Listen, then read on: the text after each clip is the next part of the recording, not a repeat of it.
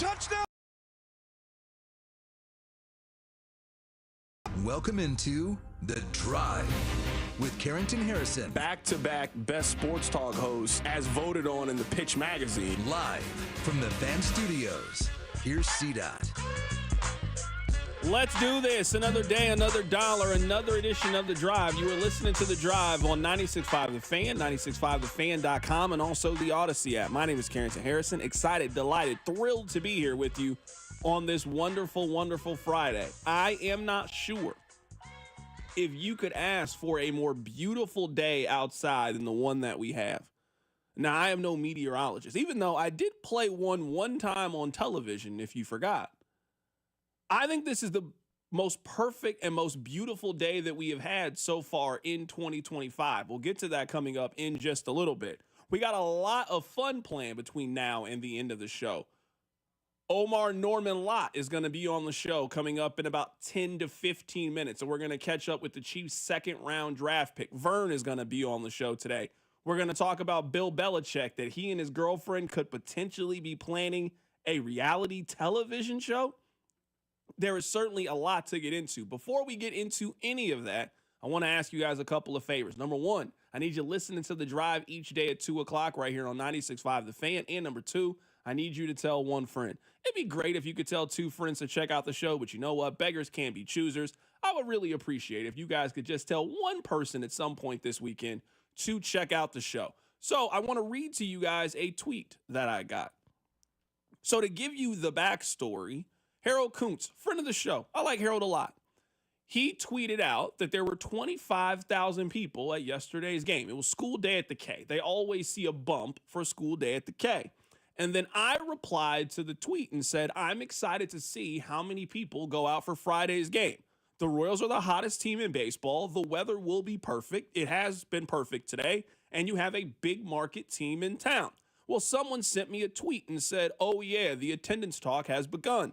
He then replied and said, this is a weird obsession we have in Kansas City. It is the same tired discussion every time the team starts winning. We're never going to get 30,000 a night, especially in April and May. Now, I am not here to completely rehash all of the attendance conversations that we've had in years past. The point of this is for me not to browbeat you guys to go out there today. Maybe you plan on going out there today. Maybe you're not going out there today. You will make that decision on your own. I am really interested in this part of it that is a attendance discussion. How many cities in baseball wouldn't get 30,000 people out there today?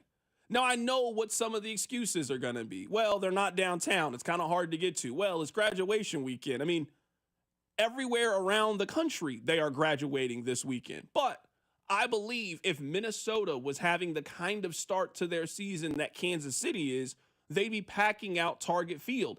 If the Rockies were what the Royals are right now and they were heading into a Friday series against the Red Sox, they would get 30,000 people out to Coors Field.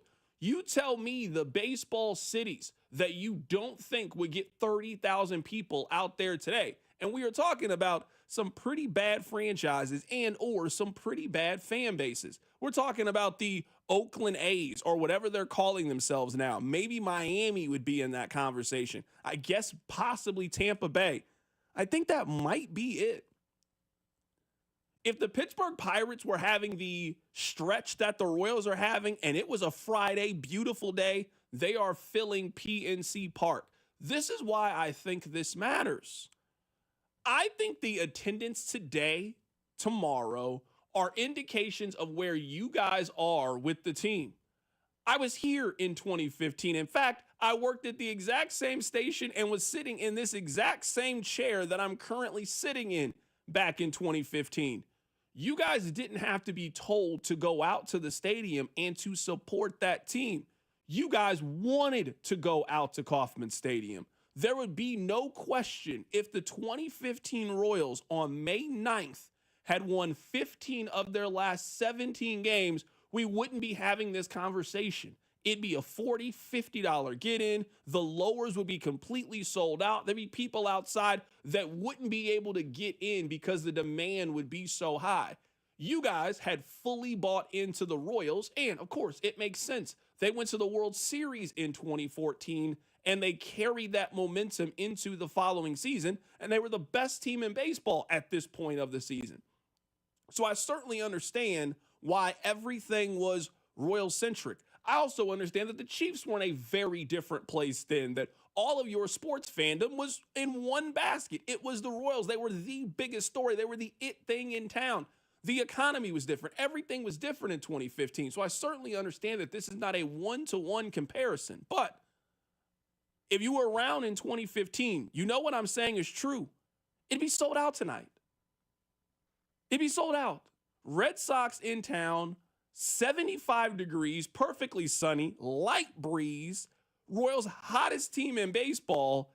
It would be a point to make it to go out there to Kauffman Stadium to support this team. So what I am really curious as we see the attendance today, as we see the crowd, as we see how engaged the crowd is with the product that's on the field today, to me today is a litmus test for where you guys stand with this year's Royals team. Are you guys completely bought in? And are you guys both feet in the pool, so to speak? Are you guys still casually kind of watching from the sideline? I do not question if you guys are listening on the radio or not. I see the ratings for it. I don't question if you guys are watching them on television. I got access to the stream numbers. You guys listen to the Royals. You guys watch the Royals on television. The Royals are currently 24th in attendance. You guys, in some ways, are still holding back from going out to the park. I can't really think of a better scenario to take your family out than it is right now. It's not super expensive to go out there right now. You can go on StubHub and you can get a ticket for $13. So if you are looking for a fair price to go out to Kauffman Stadium, I can't really think of a more fair price when you think of the team that we are currently talking about with the Kansas City Royals, how they have played the last 3 weeks or so, the opponent that they are going up against in the Boston Red Sox, and again, the weather. It is beautiful outside today. It is going to be a gorgeous night for baseball. We got fireworks coming up later today. It is a more than ideal day to go out to the ballpark and celebrate one of the hottest teams, if not the hottest team in baseball. And again, I asked the question, how many cities in America you don't think wouldn't get 30,000 people out at Kauffman Stadium today? I don't think that the number is very big. I think it's a really small amount of people. And I'm looking at today's Royals attendance as the litmus test of how you guys currently feel about this team and where you guys are. We got to call a little bit of an audible here. We got to go to the phone lines. We are joined by Omar Norman Lott. He was a second-round pick to the Kansas City Chiefs, calling in a little bit earlier.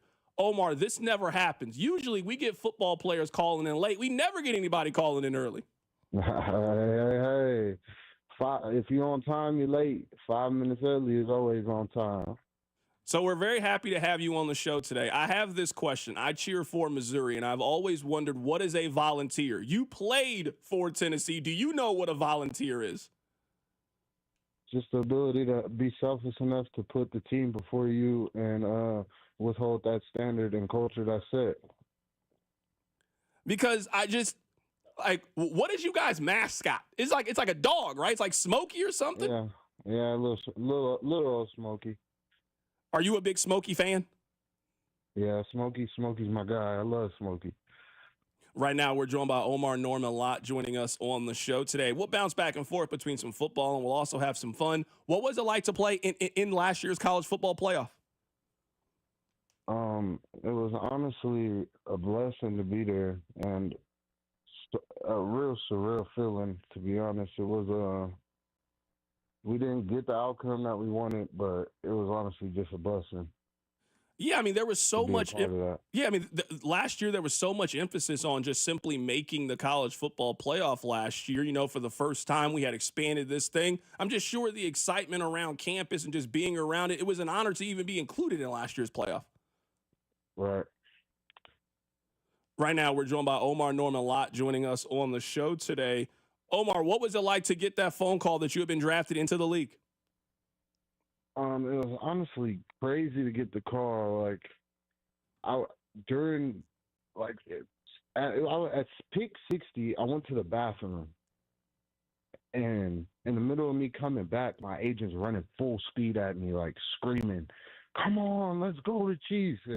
And from that moment, it was just like the emotions were high. Everybody around me, all my peers and family, were so happy and proud of me. And when that call came in, it just it went crazy.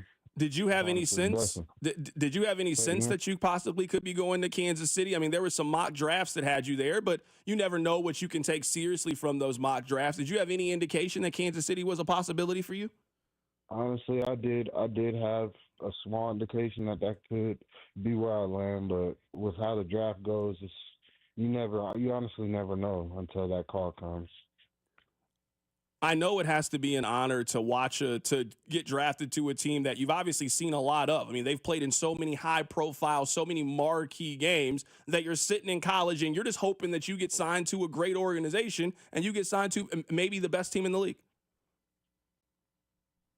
Yeah, man, this is it's a blessing to come to an organization who already has a set standard of winning and a set culture of what they expect out of their players, and on a day in and day out basis. Right now, we're talking to Omar Norman Lott, the second round pick from Tennessee. He is joining us on the show. Who was the one that made the call? Was it Coach Reed? Was it Brett Veach? Who was the one that called you? I believe it was Brett Veach. It was so loud where I was at. I couldn't tell you the exact voice I was speaking to. I spoke to Mr. Hunt. I know I spoke to Joe, my D line coach, but a lot of those, well, they were handing off the phone super fast, and it was loud. A lot of my family members were screaming. So my producer just showed me this picture. They had you guys like line up of like, first day at school, like you were in kindergarten. It was actually a pretty cool picture. You fish? Oh yeah, I do. I do fish. Okay, all right. I do fish. All right. I don't know much about fishing here, so this is going to be a crash course for me. So let's say you were taking somebody out there who has never gone fishing before. What is like the number one thing that you need to know? Depending on the reel you're using, we would probably use a spinning reel. That's the most basic reel to use, and just I would teach them the ins and outs on how to cast and reel in your bait. All right, in this scenario, are we using live bait? Am I using a fake worm? Like, take me through how we're actually going to catch this fish. I'm more of a fan of live bait, so we can either use minnows, shiners, or worms. Certain lures are actually good too for a lot the more experienced people. But if you want to go fishing, you can use the lures. But if you want to go catching, you're gonna use some live bait and probably get you a bobber or two for the worms. All right, what is the difference between fishing and catching? Because I've never heard this before. Yeah, some people just it's almost like a hobby to them. They don't mind not catching any fish. And when you go and catching, you're going with the intent of I'm going to catch fish today, and this is how it's going to happen. Omar, I'm not going out there if we're not intending on catching any fish. There we go. There we go. Yeah, like there are plenty other activities that if we just want to sit around and hang outside, we can just go to a baseball game. I came here for the purpose of catching fish. I have to get you out there on that bank a couple times. Yeah, we got to do this. Okay, so whenever you go fishing, is there a certain kind of fish? Like I want to catch catfish, I want to catch crappie. I don't know anything about this, so everything you were telling me, I'm learning. Yeah, I'm predominantly fishing for largemouth bass. When I'm in Florida, I do a lot of peacock bass. And I've also been out on the Broward County coast and I've caught some saltwater fish. But I don't do that as often as maybe I should say I want to. But I'm more a freshwater guy. Ponds, you're catching anything from catfish, like you're saying, bluegill, and then just your regular old original largemouth bass. Are you eating these fish after you catch them? Nah, it's strictly catch and release for me. I mean, but that also seems like part of the fun would be I'm trying to catch the fish, and now I'm trying to have like a little catfish fry at the end of this. Yeah, definitely. That could be the final step in my fishing game, but I haven't reached that peak yet. How long have you been doing this? Because you sound super knowledgeable about this. I've been fishing super like hardcore for about a year now, where it's just like I kind of felt it was almost like golf. I didn't really understand how it went, and it just became like addictive.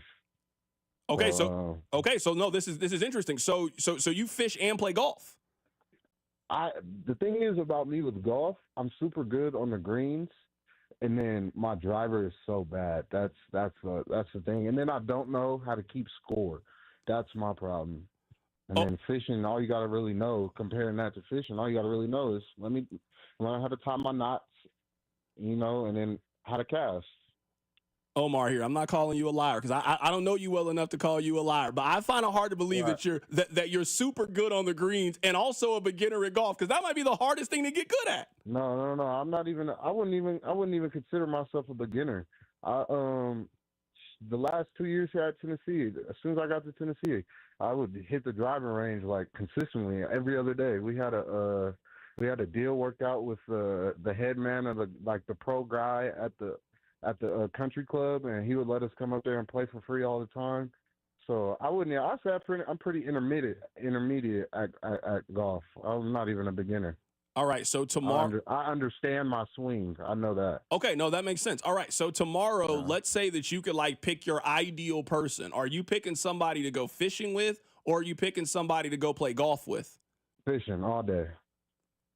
Where are you guys going? Is there a certain lake, river, creek? I'm not really sure where people are fishing at. Is there a certain place you have in mind? Yeah, if it was up to me and my choice, and we had some kind of machine to go there, instantly it'd be in the Everglades in Florida. It's my favorite place to fish. So it sounds to me like your teammates this offseason, somebody's going to be like, oh, hey, where are you going? Oh, I'm going to Argentina. Oh, I'm going to the Maldives. It sounds like you're going on some extravagant fishing trip at some point this year. That could be something that's in my future as far as going out of the country to fish, but I haven't reached that peak in my fishing game yet. I'm still trying to master getting onto the saltwater next. I think I've done pretty good on freshwater. I understand how to freshwater fish. I think my next step in my fishing game for me is to go ahead and get out on that saltwater. If you could ask somebody on your team to come fishing with you, who are you asking to come out there? At some point, are you going to ask Pat or Travis, hey, you guys aren't doing anything this weekend. Do you want to come fishing? I mean, I'm anybody who's open to going fishing and having that patience and coachable, I guess that's the right word to say. Fishing can get a little bit annoying sometimes when you're just throwing out your line and your line's getting caught up in the trees, and it's a lot to it. But when you pay attention to the details, somebody who would just pay attention to the details. I've got a couple more, I guess, football-related questions, and I'll get you out of here. At the end of games, you guys exchange jerseys. Do you have the player that you want to exchange jerseys with already in your mind?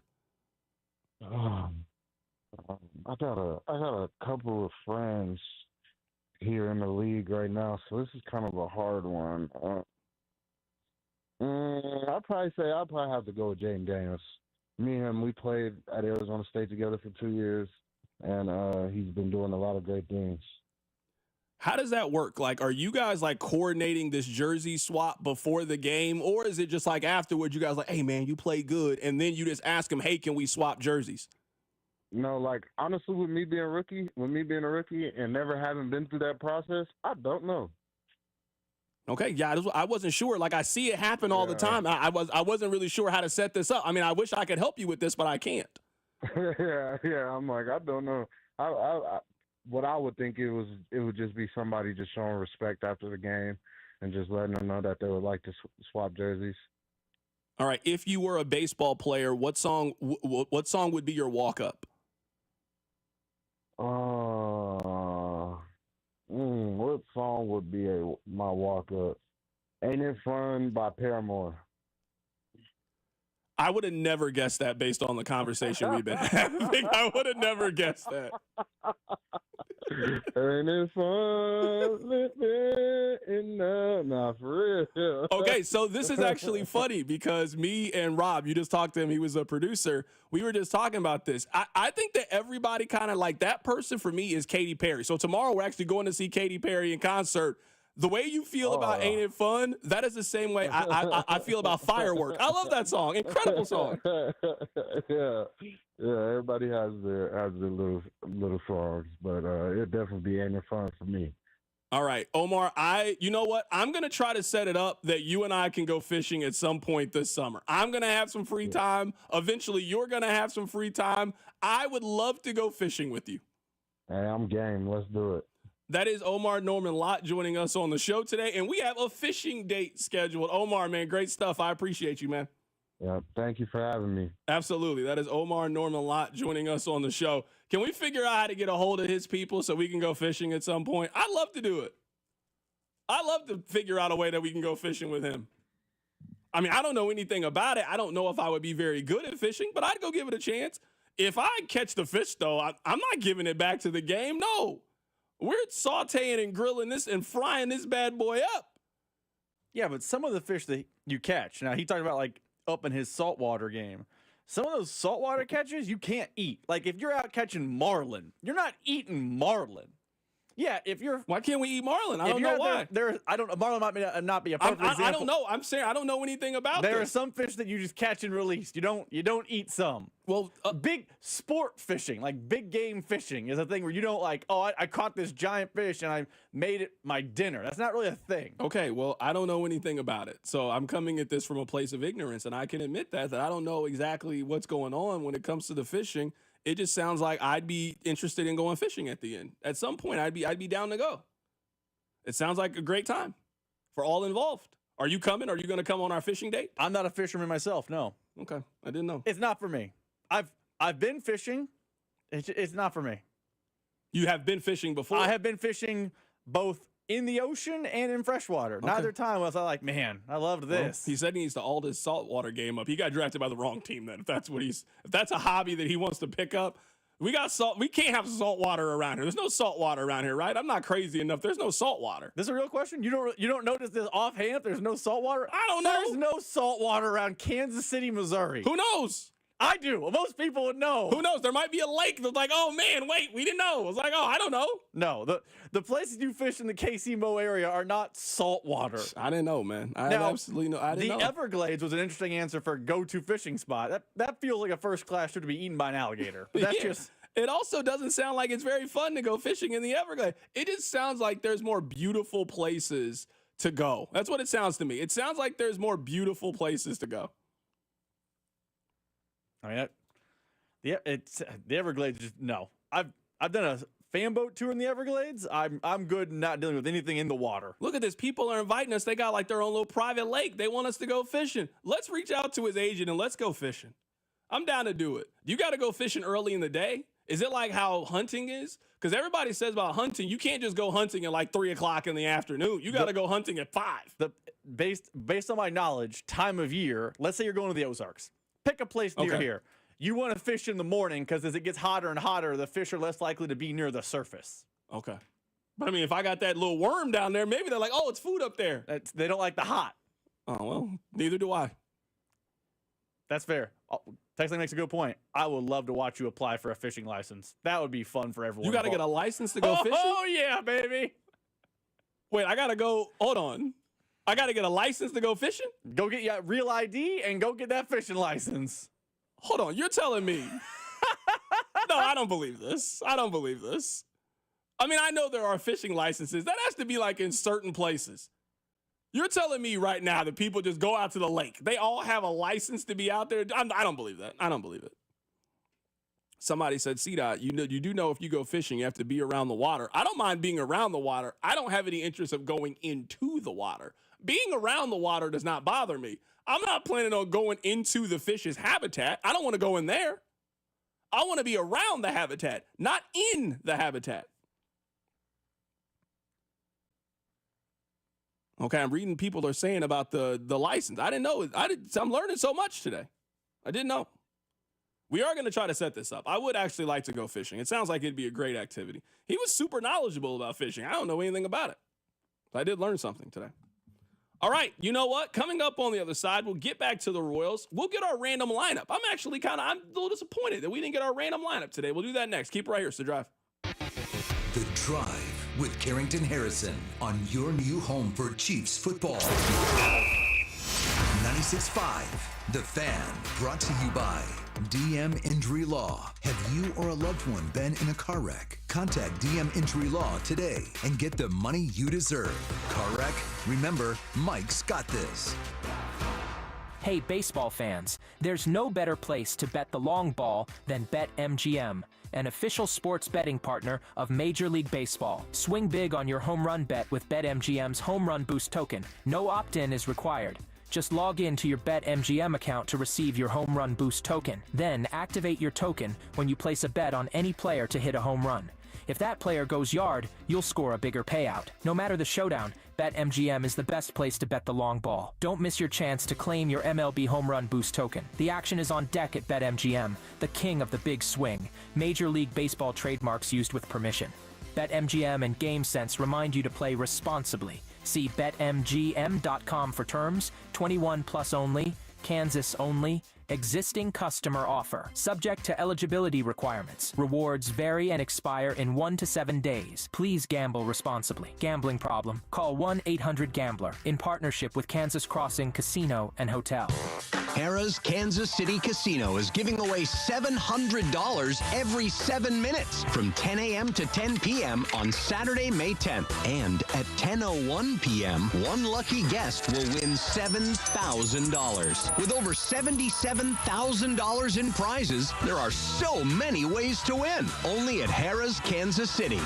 21 or older to gamble. No one to stop before you start. Gambling problem? Call 1-800-GAMBLER.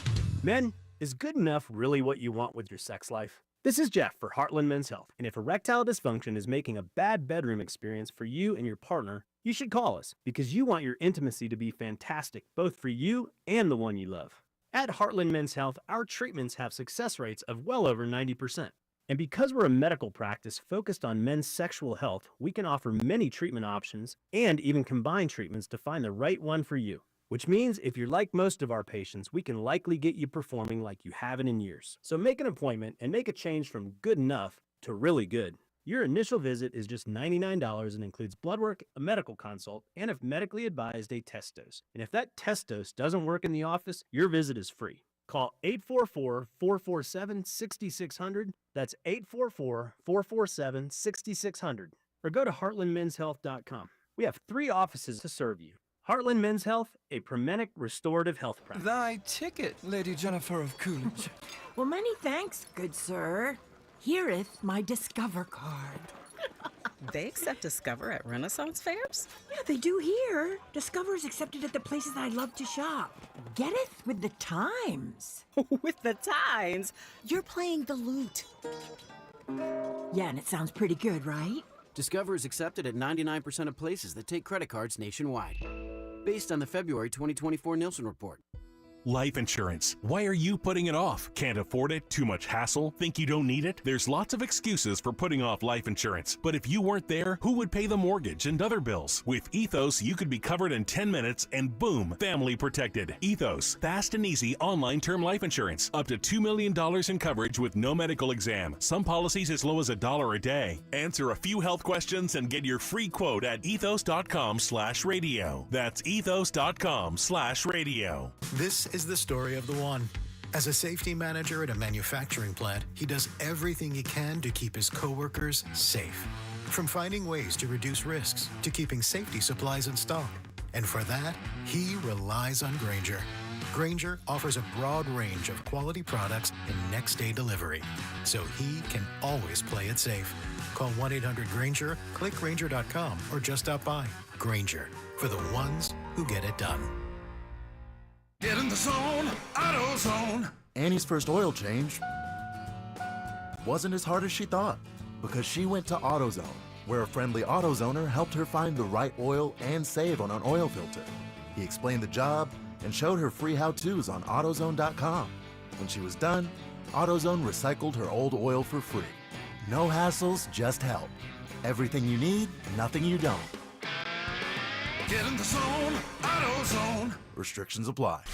You're listening to 96.5 The Fan from the Mission Plumbing, Heating, and Cooling Studios. This is your home for Kansas City sports. 96.5 The Fan. want to say special thanks to Omar Norman Lott for calling in and joining the show today. Also, special thanks to the Chiefs for helping facilitate. Always great to catch up with one of the new rookies. Congratulations to him getting drafted in the league. Certainly good luck and success. We certainly look forward to hoping to have him on down the line. I feel like our friend of the show for the Chiefs, we're pretty booked up. We got the quarterback of the team, and we also have their all-pro corner as friend of the show. But you know what? We can't have too many friends. We certainly are open to having Omar Norman Lott be friend of the show. So certainly look forward to having him come on the show down the line. Actually, there's a lot I want to talk to you guys about today. At some point, we'll talk about Bill Belichick, and I don't know why every week we have an update about his relationship and his girlfriend, but yes, we have another update about the both of them. We'll talk a little NBA as well today. We got Game 3 coming up tomorrow between the Knicks and the Celtics. There is a lot of stuff that's going on, Rob, but you know what? Omar called in a little too early, or we would have had time to give you guys a random lineup. It is only right and fair that we just do it right now. We're where you want to be. Baseball with the Royals. If you want to be having a great Carrington Harrison Random Royals Live takes us back to the year 2012, which was the year of the All-Star game here in Kansas City, which is when people point to interest and attendance ticking up. And on this date in 2012, the Royals faced at home the Boston Red Sox. Here was your Random Royals lineup. Leading off in center field, Gerard Dyson. Batting second in left field, Alex Gordon. Batting third at first base, Billy Butler.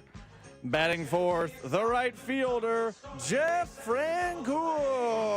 Oh boy, this is about to start getting interesting now if they got Jeff Francoeur batting fourth. Oh, it's about to be a wild ride, buddy, because batting fifth, the designated hitter, Johnny Giavotella. Johnny Giavotella was their DH today? Let me ask you this. Who are the other what-if Royals? Because Johnny Giavotella is certainly on the conversation of what-if Royals. He might be the what-if Royal. Because Really? a lot of guys on bad teams don't count as a what. Like Calvin Pickering is not a what-if. No, he just wasn't good. Batting sixth, the catcher, Brian Pena. Where was Salvi at this day? Salvi was just taking the day off? Batting seventh at third base, Irving Falu. Oh my goodness, this team is... Something's gone terribly wrong. This had to be a Sunday. This has a Sunday energy to this lineup. This was a Wednesday getaway day. Oh, okay. All right, so Sunday energy. That's what this had. Batting eighth at second base, Chris Getz. The Royals had no interest in scoring runs this day. And batting ninth, the shortstop, Alcides Escobar. None. What was the score this day? The Royals won on this day in 2012, 4-3 over the Boston Red Sox, behind 6 2/3 of really nice baseball from Bruce Chin. Bruce Chin. I love Bruce Chin. By the way, they got a save on that date from Jonathan Broxton. And on this date in 2012, the Royals beat John Lester and the Red Sox 4-3. How many people you got going out to the ballpark today? I have a 30. 30 is the number tonight. I don't think they're getting a 30. There are too many reasons for it to be. I just don't think they're getting a 30 today. We grew up in Kansas City. There were like 3 series that had opposing fans show up. I guess 4. The Twins, the Yankees, the Red Sox, and the Cardinals. You get that boost. You get a Friday. You get fireworks. The weather's immaculate. The team is good. Like, it has all the ingredients for 30. Now, I think it's like 28-5. I'm not going to be mad. But if it's like 22 tonight, I don't want to browbeat the city, but I will have a level of frustration they didn't show up. Yeah, I would be very, very surprised if that's it. I also think you got to factor in, I know what you're saying when you and I were coming up. The Red Sox aren't as hot now as they were when you and I were coming up either. Like, the Red Sox were one of the 3 or 4 most popular teams in baseball. I don't know if we necessarily feel that way about the Red Sox today. I don't think they're getting 30 today. Today feels to me like a 26-7, somewhere in there. That's what it feels to me, how many people are going to be out there at Kauffman Stadium today. I'm with you. There are a lot of things that just line up for it to just to be one of those games that, hey, this is a really good game to go out there. And we were talking about this before Omar Norman Lott called into the show. I look at this as just a litmus test on where you guys are with your level of buy-in into this team. Where are you guys at? If they end up getting 31, 32,000, there's no question that you guys are all in on the Kansas City Royals at this point. But there's a lot of stuff going on. NASCAR's in town this weekend. Graduations are happening around town. Like, we're not completely out of the clear where the Royals are the only show in town. The current play this weekend, it's Mother's Day weekend. There certainly is a lot of stuff that are going to be pulling people's attention. So I'm not maybe where you are, where it's like, oh, you guys got to go out there to the park today. I'm just kind of looking at this as I'm really intrigued to see where Kansas City stands with this Royals team, where they are, how they feel about this team. And one of the ways you communicate how you feel about a team is going out to the ballpark and going to watch them play. I also say, and maybe I'm holding the city to a higher standard than you are, but you're right. But if you look at the other stuff happening in town this week in Carrington, it's not really tonight. Like tomorrow, there's the Katy Perry concert. There's the races start tomorrow night. I know there's like a super minor league tonight, but I don't think that's doing well attendance wise. There's, Mother's Day stuff. A lot of people do Mother's Day like a Saturday night. I could see, graduations are usually on Saturdays. I could see tomorrow being a day where the Royals see a little less than they expect on a Saturday because of all those factors at play. But all the things you mentioned are not really Friday night events. This is the night to get out there. And by the way, asking for 30, I'm not asking for a sellout. The stadium holds 40 or maybe 42. It holds in the 40s. I'm not asking for playoff baseball level of excitement out of the K. I'm asking for, hey, I want the city to show they have bought in, combined with the Olathe folk who are Red Sox fans. That's what I anticipate tonight with Royals and Red Sox. And you're right, the Red Sox aren't as hot as they were when we were kids in 05 because they're winning World Series, but they're still a national brand on a weekend with fireworks. It just feels like 30 should be the number tonight. Yeah, my question would be, and a lot of people are making the point that it's Nurses Night, so it's also going to give it a little bit of a boost today. Do the Red Sox have a player that would get you to go out to the park? Because you mentioned when we were coming up, the Red Sox had 4 or 5 of these individuals. You wanted to go see Pedro pitch. You wanted to go see Curt Schilling pitch. They had Manny Ramirez. They had David Ortiz. Like, they had household names at that point where you would want to buy a ticket because you wanted to go see those guys play. I mean, they got a couple of guys on the Red Sox. I mean, Alex Bregman is on the team. Rafael Devers is on that team. They got a couple of those guys. Do the Red Sox have a player that would get you to go to the ballpark? I'm not really sure if they do at this point. I don't know the Red Sox do, but maybe for the first time in our lives, the Royals do. Yeah, you're right. When people are going out to the K to watch Big Papi and Manny Ramirez with Pedro on the hill, you weren't going out there to watch Emil Brown. You just weren't. I'm sorry, Emil, if you're listening somewhere. People were not racing to the ballpark to watch you play baseball. Should have been. They weren't seeing, man, is D Brown in the lineup tonight? Man, I hope we get to see Chip Ambrose. That'd be fun. It wasn't that way. The Royals have that guy now. When the Royals go to Boston, are there people in Boston like, oh, I want to go see Bobby Witt? I think that is the draw now. He's on your team. So you're right. The Sox don't have that guy, but the Royals do, which should be a bigger draw than an opponent having that player. Yeah, text line 913-586-7965. What about Alex Bregman? I think Alex Bregman is a very good baseball player. I do not think that people are buying tickets to see Alex Bregman play. Like, if we were making a list of players around Major League Baseball, like, who are you buying tickets to go see? Like, Bobby Witt Jr. should be on that list. Shohei Ohtani. Like, just think like the absolute high end. Juan Soto is one of those kind of players. I don't think that Alex Bregman is one of those things. Like, if you're on the fence, like, oh, Alex Bregman is coming to town. I just don't think the Red Sox have those kinds of players that kind of move the needle to get the casual fan out there. We'll obviously see what happens today at Kauffman Stadium. I think it's going to be a really, really good weekend. I plan on going out there today. I might try to go out there Sunday, too, for Mother's Day, especially if the weather holds up the way that it is right now. It is just absolutely gorgeous outside, and the Royals are playing really, really good baseball, and there are still very few activities that rival going outside and going to a baseball game. Coming up in the 3 o'clock hour, Josh Vernier is going to join us on the show. We'll get his thoughts on the Royals as they are the hottest team in baseball. Coming up on the other side, I play one of my favorite games. What in the world is Draymond Green talking about? We'll get to that next. Keep it right here. It's The Drive. The Drive with Carrington Harrison on your new home for Royals baseball. 96.5 The Fan. Brought to you by DM Injury Law. Have you or a loved one been in a car wreck? Contact DM Injury Law today and get the money you deserve. Car wreck? Remember, Mike's got this. I'm Rhett. And I'm Link. And we're the hosts of the podcast Ear Biscuits. We're just two lifelong friends who've been talking about life for a long time. From being dads to businessmen to all the random things we experience, nothing is off limits. And now we're talking to you. We're answering your questions, giving advice that you may or may not want to take, and listening to your hilarious stories. So leave us a voicemail to be part of the show at 1-888-EARPOD-1 on the Odyssey app or wherever you get your podcast. Hi, Mia here at the winnings desk of the Missouri Lottery. So, I wanted to write a thank you note for every dollar Missouri Lottery players have given to Missouri and education, but that would be 8.4 billion notes. So to save a little time and a whole lot of paper, here's just one. Dear every single lottery player in Missouri, thank you for helping us give $8.4 billion to Missouri and education. Sorry, my trumpet's in the shop. The Missouri Lottery. Winners welcome and play responsibly. As America's leading business lender, Bank of America is on your corner and in your corner, right here in Kansas City. With $215 billion in business loans and over 3,700 business specialists across the nation, we help businesses thrive so communities prosper. What would you like the power to do? Learn more at bankofamerica.com/local business. Bank of America, official bank of FIFA Club World Cup 2025.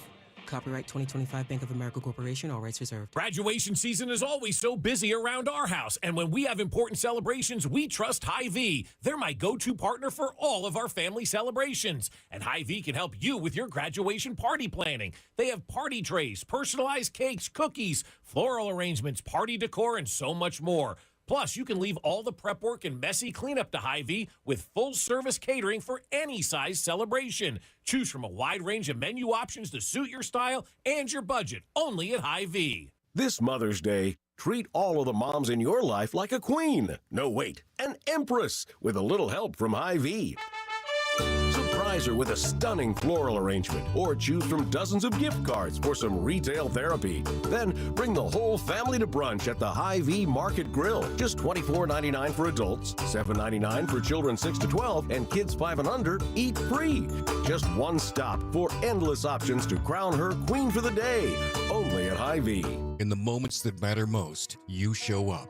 You protect, you serve, you heal, you care. Now, let Reiselman Nissan show up for you with our Hero Appreciation Program. Kansas City's heroes get special discounts every single day. Choose from over 160 new Nissans with Kicks, Sentras, and Altimas starting as low as $399 a month, because honoring you is our privilege. Visit ReiselmanNissan.com. Every customer, every time. Reiselman Nissan. Not all vehicles may apply. See dealer or check ReiselmanNissan.com for all details. We all hear the radio ads about the IRS. They tell you to be afraid, to be scared, and they try to frighten you into calling. I'm not here to do that. Tax Relief Advocates is different. TRA is here to tell you that if you owe money to the IRS, whether it's $5,000, $50,000, or $500,000, we have a solution. It doesn't matter if you're sitting in your car, at work, or with your kids. No matter where you are, call now. 800-575-6812. Don't lose hope. TRA can eliminate or reduce what you owe to the IRS. Generous programs are now available that can give you a fresh start. Our passion is taxes and helping individuals fix their IRS problems. We have over 1,000 5-star reviews on Google and an A+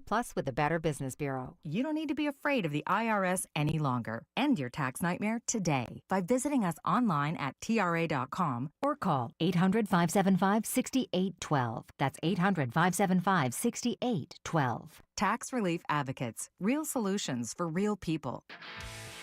This is the story of the one.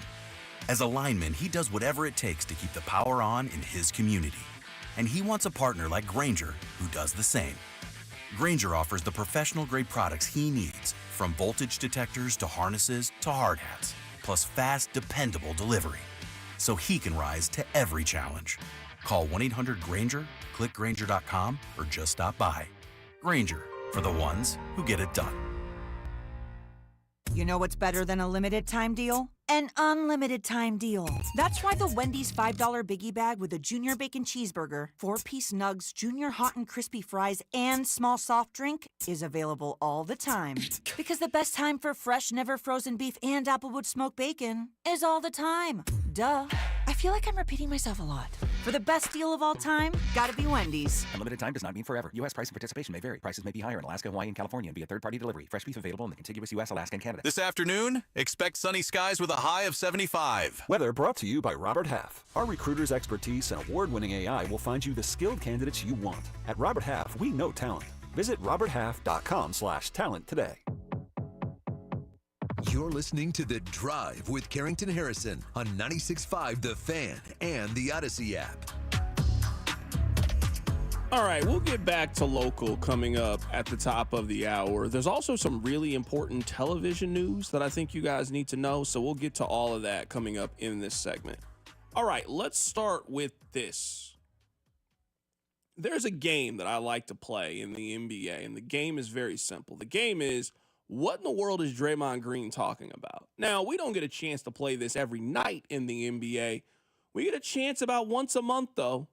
We get a chance about once a month to play what in the world is Draymond Green talking about. Now, I want to play for you guys some audio. So, in Game 2, Draymond Green played like Draymond Green, flailing around, smacking folks, acting ridiculous. You guys know how Draymond Green plays. Well, after the game, they put a microphone in front of Draymond, and he got a chance to play. Yo, what in the world are you talking about? Listen to this. Look like the angry black man. I'm not an angry black man. I'm a very successful, educated black man with a great family, and I'm great at basketball. I'm great at what I do. The agenda to try to keep making me look like an angry black man is crazy. I'm sick of it. It's ridiculous.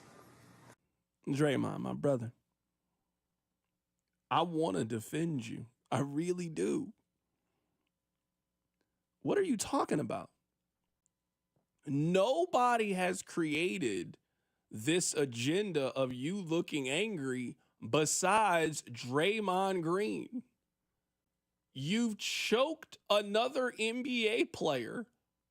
You punched another NBA player at practice.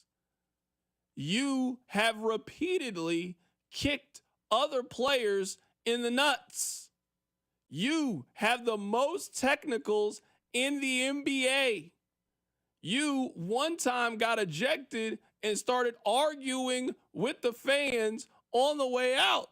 Draymond, the only person perpetuating this agenda is you. It's not us. You don't even have to watch the NBA to know, hey man, why is he mad all the time? Draymond, you got to quit blaming us for the things that you have caused. At this point, we just accept this is who you are. Every sport has a villain. In baseball, it's like your AJ Przinsky types. In football, your Bill Romanowskis. You know, every generation has this person. That's who you are. In fact, being this person has made you a lot of money. You get to go on Inside the NBA. You have a very successful podcast because of your personality and who you are. Draymond, you are the angry black man. I'm sorry to tell you that. That's who you are.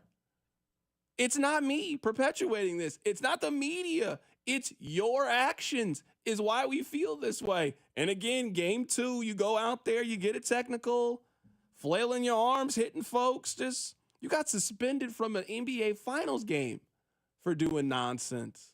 Draymond, this is not an us problem. This is a you problem, my friend. Don't dare try to pull that card about this.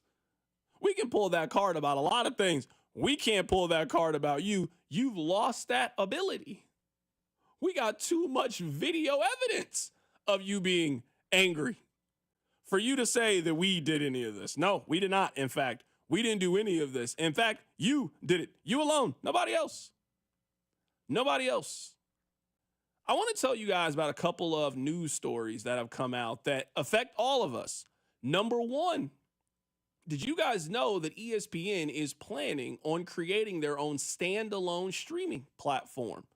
Yes, this is different than ESPN Plus. Some of you already have ESPN Plus. Maybe you have it bundled in with other streaming services, but they are planning on taking ESPN, everything that you get on the television, and now selling it in its own package. Now, what does this mean? We won't know until we get the full announcement. They plan on doing this next week. They'll tell you how they can bundle it. But the worst thing that could happen to cable is ESPN and all of its sub-channels. ESPN opts out of cable packages and decides to sell it to us independently. They're talking about this being a $25, $30 streaming service. Well, it's not worth 25 or 30 if it's just going to be what we already have. If it's just going to be super ESPN Plus, no thank you. The only way you get us to pay for it is you remove it from YouTube TV, you take it off Hulu Live, and yeah, if you want to watch Monday Night Football, you need to buy Monday Night Football directly from us. If you want to watch the college football playoff, you need to buy it directly from us. That is the only way I see this idea working.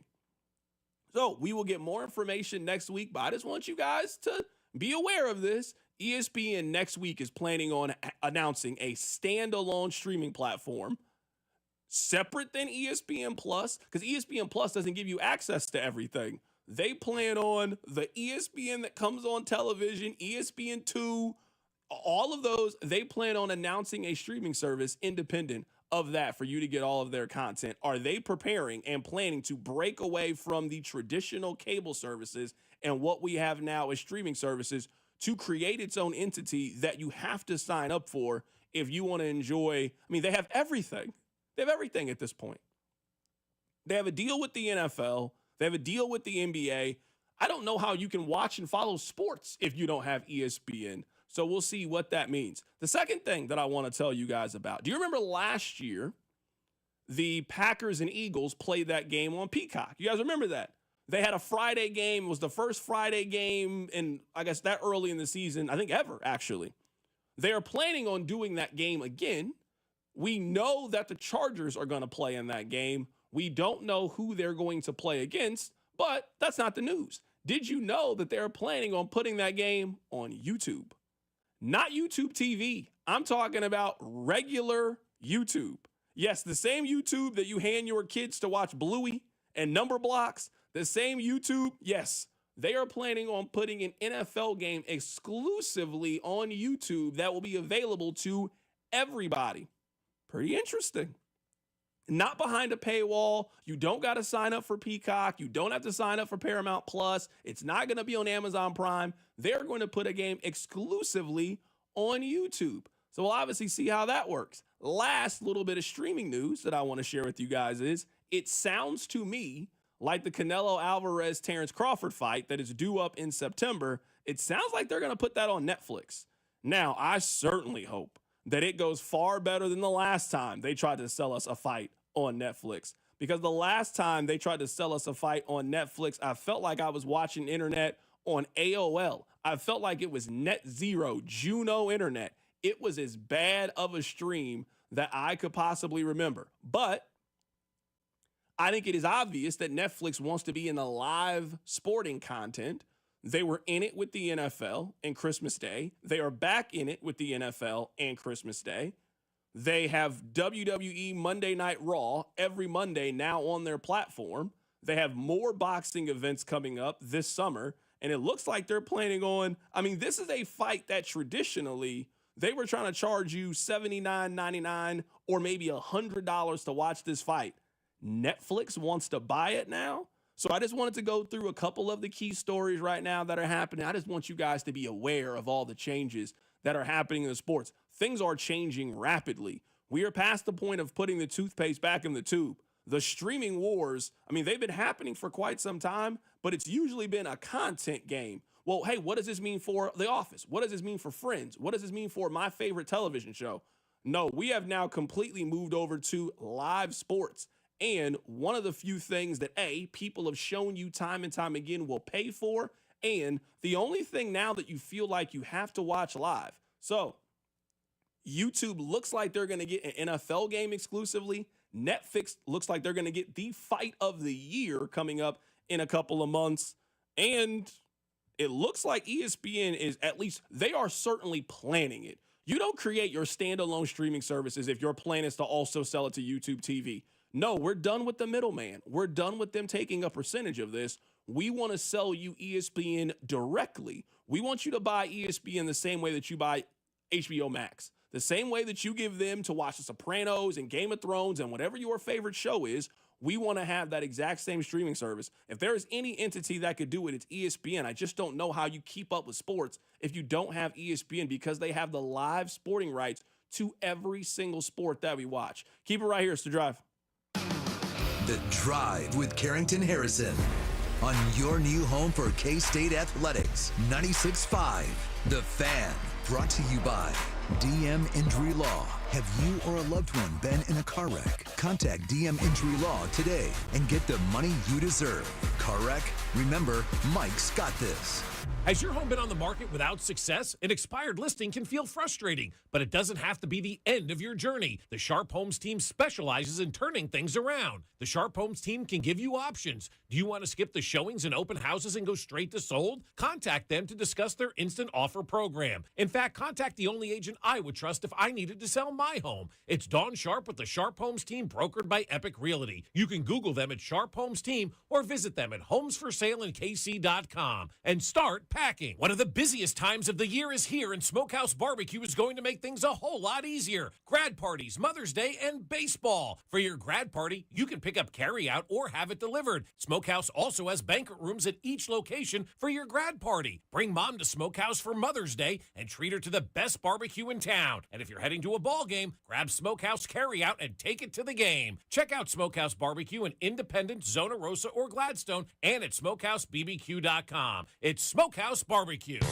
Harrah's Kansas City Casino is giving away $700 every 7 minutes from 10 a.m. to 10 p.m. on Saturday, May 10th. And at 10:01 p.m., one lucky guest will win $7,000. With over $77,000 in prizes, there are so many ways to win. Only at Harrah's Kansas City.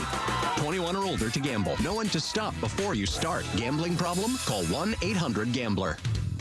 Gain a global perspective and specialized skills that many of today's top employers are seeking with an MBA from University of Maryland Global Campus. Study online and complete your degree in just 16 months for about $21K. Choose from MBA specializations in global business, marketing, HR, finance, and more. Classes start May 14th. Apply now and save with no application fee. Learn more at umgc.edu. Certified to operate in Virginia by Chef. Barbecue season is back. Hey, it's Ellen. And this is Sarah Beth. And a little thing we love about the Chick-fil-A Smokehouse Barbecue Bacon Sandwich is that zesty barbecue sauce. I love that it was a little sweet, a little tangy, and with the mac and cheese, I feel like I tasted the brown sugar bacon first. It was the absolute best combination. Pro tip, 3 sandwiches are always better than 1. Order the Smokehouse Barbecue Bacon Sandwich and our Coca-Cola on the Chick-fil-A app for a limited time. Real guests paid for their testimonials. Diabetes, high blood pressure, anxiety meds, everyone's on them. If you're a 50-year-old male, maybe a bit porky, and you may even have type 2 diabetes, $1 million of term insurance may only cost you about $200 a month. Call Term Provider. Speak with Big Lou at 800-700-6898. Big Lou will find a term life policy for you even if you have type 2 diabetes, are overweight, or have high blood pressure. Term Provider has helped thousands of people like you who think they can't afford term life insurance. To buy $1 million of affordable term life for you, all you need to do is call Big Lou at 800-700-6898. Lou will make sure the scales are tipped in your favor. Call 800-700-6898. Big Lou will answer your call and work to fit you into a term life policy that you can afford. Remember, Big Lou's like you. He's on meds too. Call 800-700-6898. 800-700-6898 or biglou.com.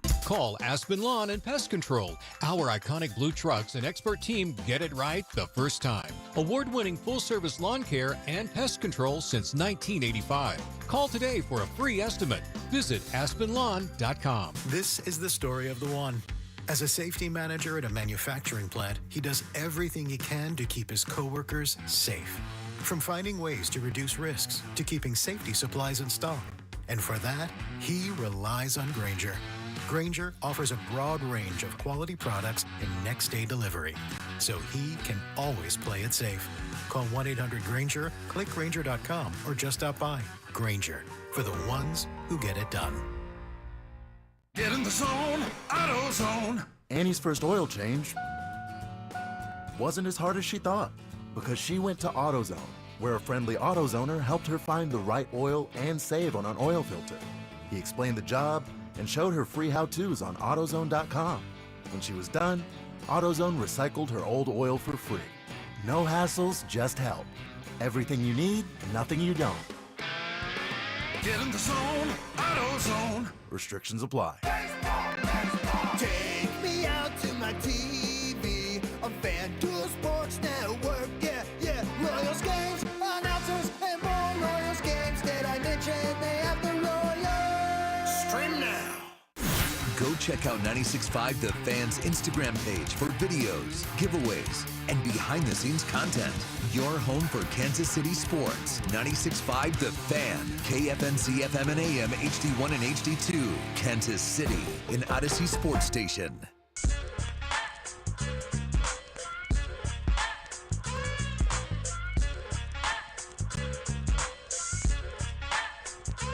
All right, we're going to play a very, very simple game. The game is going to be called Take It or Leave It. So Mike Clay, he is a fantasy projection guy for ESPN.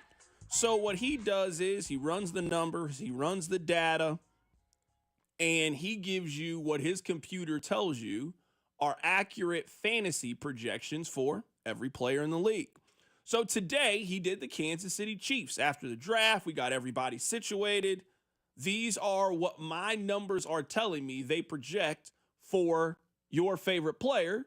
And we'll play a very simple game called Take It or Leave It. Rob, let's start with Isaiah Pacheco because we talked a lot about running backs this year.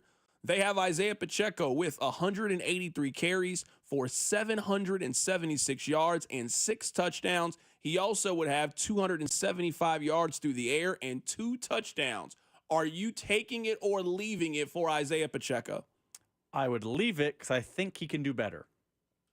I don't have the stats in front of me, but I don't know the exact number. Kareem Hunt had 200 rushes last year, 200 plus, if I recall.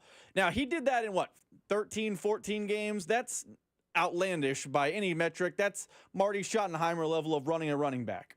But if we think Isaiah Pacheco is going to be a 15, 16, maybe 17 game player in 2025, I think he is going to be in that 200 carry range. I think he's going to be similar to a James Cook level of carry. And if you remember, James Cook was part of 3 running backs they used in Buffalo. They had the pass catching one, they had James Cook. They had a grouping. That's kind of how I view Kansas City similarly. So I think Pacheco is going to get more than 183 carries. So because I think he's going to get more than 183, I think he has a chance to do more than 700 some odd on the ground. So I'm leaving it, but that's under the impression I think Isaiah Pacheco has a higher ceiling. And I think one thing that's going to transpire between now and the football season, in a weird twist of fate, I'm going to come off like the Isaiah Pacheco homer. Because I feel like people have used last year as he wasn't the best running back in the team. It was handoff, 2 yards tackled. I don't know. It seems like Chiefs fans have kind of put Isaiah Pacheco down. I think Isaiah Pacheco, when healthy, is a 900-yard level of back. And I think there is no evidence based on his offseason that he won't be healthy in 2025 other than his football happening. I think he gets back to his roots for that point. So I will leave it because I think he can be a 900-yard guy. Yeah, I agree with you for the most part. I do think they're pretty close on the carries. I mean, Isaiah Pacheco's first year, he got 170. 2 seasons ago, he got 205. If you're giving him 183, you're essentially splitting the difference between those two. Where I do agree with you is, I think if you give Isaiah Pacheco 183 carries, I think he just gets far more than 767 yards. I think we are basing this a little bit off last year when, obviously, a clear injury happened. I mean, if you look at the 2 years from Isaiah Pacheco, I think he's shown you what he is. He's a 4.5 to 4.7 yard per carry back. He averaged 3.7 yards per carry last year. So I'm with you. I think that we see Pacheco get back closer to what he was. So I'm guessing that their leading rusher is just going to be a more effective and efficient runner than what their projections have. Now, this is where I think it's very interesting because these numbers have Kareem Hunt as a pretty valuable part of their run game. They have Kareem Hunt on 115 carries for 451 yards and 5 rushing touchdowns. So they have Kareem Hunt as a pretty big piece of the Chiefs' run game. I think that is a mistake. Now, I don't have any problems with Kareem Hunt coming back. If you were using Kareem Hunt as your third down change of pace back at this stage in his career or your short yardage back, sure, that's perfectly fine. This has Kareem Hunt as a firm running back number 2 that gets thrown the ball a decent amount of times. He gets 29, 30 targets in this projection. He also gets 500 yards this year. I don't want Kareem Hunt to be that involved in the Chiefs offense. I would say if we are talking about Kareem Hunt getting 115 carries, that means Elijah Mitchell got hurt at some point this year. This means that Brashard Smith didn't really move up the depth chart and didn't really take anybody's job if you're telling me that Kareem gets that level of usage. So it's interesting. I would obviously take it for Kareem. Like, if you're telling me that's the best version of Kareem, obviously that's a pretty good year, I think, for where he is as a player. But I think you and I are on the same page when it comes to Pacheco. I think Pacheco is a lot better than their fantasy projections have him being this year. I also think, and I just don't see that level of rushing from those two guys. I think you are going to see a little more committee from backs 2, 3, 4 from the Chiefs. I think it's going to look like how it looked in Buffalo last year. You have a lead back, that's Isaiah Pacheco, and Buffalo's James Cook.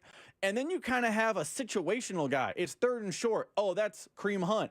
Hey, we need a guy to catch a pass here. Hey, that's more Brashard Smith. Hey, it's a 2nd and 11. We think we can bust one here and make it a big run. We need some speed on the field. That's more Elijah Mitchell. I don't think running back 2, whether it be Kareem Hunt or whoever, is going to be at 150 carries. Like, I'm looking at last year's numbers. Kareem Hunt had exactly 200 carries, and the next highest was Pacheco at 80, and then there are 50 some odd from Steele. That's more like what I think the Chiefs' offense could be this year. One lead back, and then kind of get in where you fit in. So I agree with you. I don't think the Hunt numbers make sense to me. Yeah, looking at Buffalo, if you're using them as a comparison, so it's obviously different because Josh Allen gets so many carries. Changes the calculus. That's not really part of the Chiefs' offense. But if you're going off running back carries last year, James Cook got 207, Ray Davis got 113, Ty Johnson, their third running back, got 41 carries last year. You would think that that's pretty close to the makeup that it would be for Kansas City. So Isaiah Pacheco in this scenario, he gets your 200 carries. You would have Kareem Hunt, at least as of now, getting that kind of low 100 number. And, I mean, between Elijah Mitchell and Brashard Smith, we'll see who kind of wins that job. I don't know if you're giving one of those guys more than 50 carries unless an injury happens. Like, we got to think about what 50 carries means. I don't really see a scenario in which they're giving Brashard Smith 3 to 4 carries a game unless an injury happens this season, or you just simply take opportunities from somebody else. You got to pass somebody else on the depth chart. You got to beat out Elijah Mitchell. You got to take carries away from Kareem Hunt. You're just not really going to get a lot of touches, at least in the run game. Now, maybe they use him in the pass game. He did play wide receiver at Miami. He's got great hands. Maybe you're using him in that Jerick McKinnon role where he's not going to get 3 to 4 carries a game, but you are going to have certain packages and design things for him to be able to help you in the pass game. Well, obviously, we'll see what that ends up meaning for the Kansas City Chiefs. Let's continue playing Take It or Leave It. So ESPN did some of their fantasy projections today. They have Isaiah Pacheco projected to run for 767 yards, Kareem Hunt at 451, Elijah Mitchell at 127, and they have Brashard Smith, at 7 carries for 29 yards. Now, let's get to the wide receivers. They have Xavier Worthy at 70 catches for 927 yards. They have Rice at 85 catches for 959. They have Hollywood Brown at 48 catches for 669. They have Juju Smith-Schuster with 187. Jalen Royals with 78 yards receiving this year. I think you would take this right now for Xavier Worthy. That's a really strong number 2. I think you maybe have to take it for Rashee Rice with just not knowing how many games he's going to play this upcoming season. Like, if you're telling me that Rashee gets really close to 1,000 yards, I mean, he either gets that in 15 games or he gets there in 12 or 13. I think you would be very happy if that's the way that it breaks out. And Hollywood in that third role at around 700 yards receiving, I think you got to be really happy with these wide receiver numbers projected from ESPN. Yeah, me and you have seen this the very same way. As you were giving those numbers, I was getting excited. I was like that gif from Parks and Rec, gimme, gimme, gimme, gimme, gimme. I would take that in a heartbeat. That would mean the Chiefs essentially have a 1,000-yard receiver in Rashee Rice because he's going to miss time in 2025. Whether that be 2 games, 4 games, 6 games seems doubtful, but he's going to miss games. He had legal troubles in Dallas. He's going to miss games. If he's missing a couple of games, still getting near 1,000 yards, that's great for the Chiefs. Is Xavier Worthy, who will probably start the season or at some point in the season be the number 1 option, but then, fall back to number 2, is getting near 1,000 yards? Yes, check. And I would take it for Hollywood Brown because I don't know Hollywood Brown is a 17-game-a-guy season, and if he's going to play his usual 13, 14, 15, not even the fluke injury part, other injuries he's encountered in his career, and he's getting 700 yards, yeah, I'm signing up for every single one of those players, and it does sound like, based on the projections, they have Jalen Royals as kind of redshirt season, which I'm also cool with because you can walk on some of the expensive Hollywood Brown types in the season. Yes, please. How many yards do you think they got for Travis Kelce? So they got between 700 and 800. They got Xavier Worthy at 927. They got Rashee Rice at 959. They got Hollywood Brown at 669. How many yards do you think they got for Travis Kelce? I bet it's very similar to Hollywood Brown, around 700. They have him for 74 catches, 726 yards, and 5 touchdowns. I would take that. I don't know Chiefs fans would, but I would take that. My issue with this is I don't want Travis Kelce to get 100 targets this year. I mean, I don't want that either, but we both know that he's going to lead the team in targets. They actually have him third in targets. They have Rice and Xavier Worthy getting more targets. They have him with 100. To me, throwing it to Travis Kelce 100 times this year should not be their play. I would argue then he's on the field too much if you're throwing it to him 100 times, especially when looking at their projections. They got Noah Gray at 44 targets this year. I don't want a Chiefs offense that throws it to Travis Kelce twice as much as they throw it to Noah Gray. I just think at this point, and I think we saw it at times last year, they need to be more proactive in the shift happening. That Noah Gray is possibly your best tight end, using him more and doing everything in your power to try to help get Travis Kelce to the finish line, that he is as fresh and ready to go for the postseason as possible. And throwing it to Travis Kelce 100 times this year, having him on the field for 90% of the snaps, the way that you did last season, especially if the team stays healthy this year, I'm just not super interested in that level of usage for Travis Kelce this year. This is the season that I want Kelce to turn more into what Gronk was for the Tampa Bay Buccaneers. I want him to be more of a situational player, using certain spots, and your goal no longer is about his streak or any of those things. It is about how do we get Travis Kelce as healthy and as fresh for January and February as possible. Because last year, you guys told me you don't care what he does in the regular season. Well, in the last 3 games for the Chiefs in the postseason, Travis Kelce, for the most part, was a non-factor and was a non-factor in their biggest game of the year. So I don't care about weeks 2, weeks 3, weeks 4, none of those for Travis Kelce. How do we get him back fresh for one final run in the postseason where he can be a potential difference maker for us is what my goal would be for Travis Kelce. We'll continue to talk football coming up on the other side. We have another person who is picking against the Chiefs in the AFC West. We'll also get back to the Royals. Josh Verner set to call in. Keep it right here. It's The Drive. The Drive with Carrington Harrison. This man was a bona fide scrub. On 96.5 The Fan. Brought to you by DM Injury Law. Have you or a loved one been in a car wreck? Contact DM Injury Law today and get the money you deserve. Car wreck? Remember, Mike's got this. Life's better with American Family Insurance. Because whether it's a family road trip in your dream car or hosting a family reunion in your dream home, we help you feel protected so you can enjoy those dreams with peace of mind. Save up to 23% when you bundle home and auto. American Family Insurance. Get a quote and find an agent at amfam.com. Products not available in every state. Visit amfam.com to learn how discounts may apply to you. American Family Mutual Insurance Company, SI, and its operating company, 6000 American Parkway, Madison, Wisconsin. Hi, Mia here at the winnings desk of the Missouri Lottery. With 56 million winning tickets last year, anyone can win big. So set your destination to winning, like gas stations, grocery stores, or anywhere you can buy a ticket. The Missouri Lottery. Winners welcome and play responsibly. Do you know a coach who goes above and beyond? The Royals, the CU and the Major Leagues Foundation, and Blue Cross and Blue Shield of Kansas City are recognizing those impactful men and women. Nominate your high school coach at royals.com/coaches with character. This Mother's Day, be direct. Tell mom she shines without saying a word. At Diamonds Direct, we've curated a meaningful collection of timeless gifts for every budget, from birthstone rings and stackables to diamond pendants, pearls, and stunning earrings. So here's to mom for her love, her strength, and always putting others first. This year, she deserves a gift that lasts a lifetime, and that's our specialty.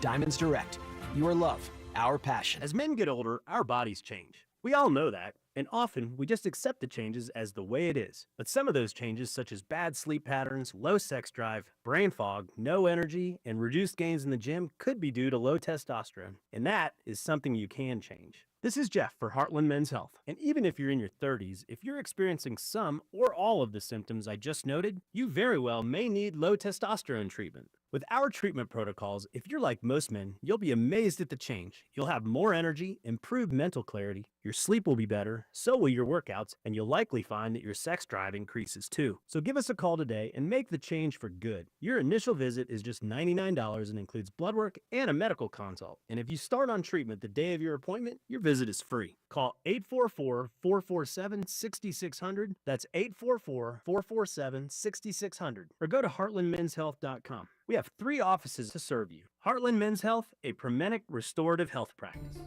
Our daughter Jessie loves playing detective. A clue. But since we discovered she has sensitive skin, we've been playing detective too.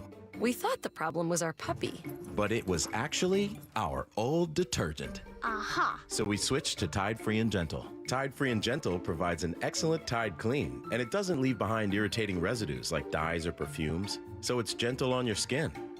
Case closed. If it's got to be clean, it's got to be Tide Free and Gentle. Huge news. Right now at Wendy's, you can get a Son of Baconator for just $3.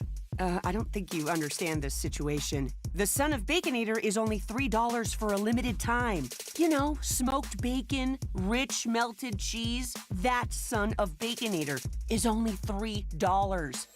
Thank you to whoever wished upon that star. For bacon that just won't quit, gotta be Wendy's. U.S. price and participation may vary. Prices may be higher in Alaska and Hawaii, not valid on a combo or in third-party delivery platforms.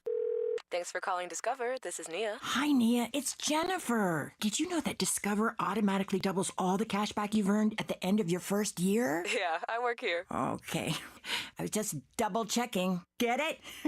Because Discover automatically doubles all the cash back you've earned at the end of your first year? Oh, you get me, Nia. You could say that I double get you.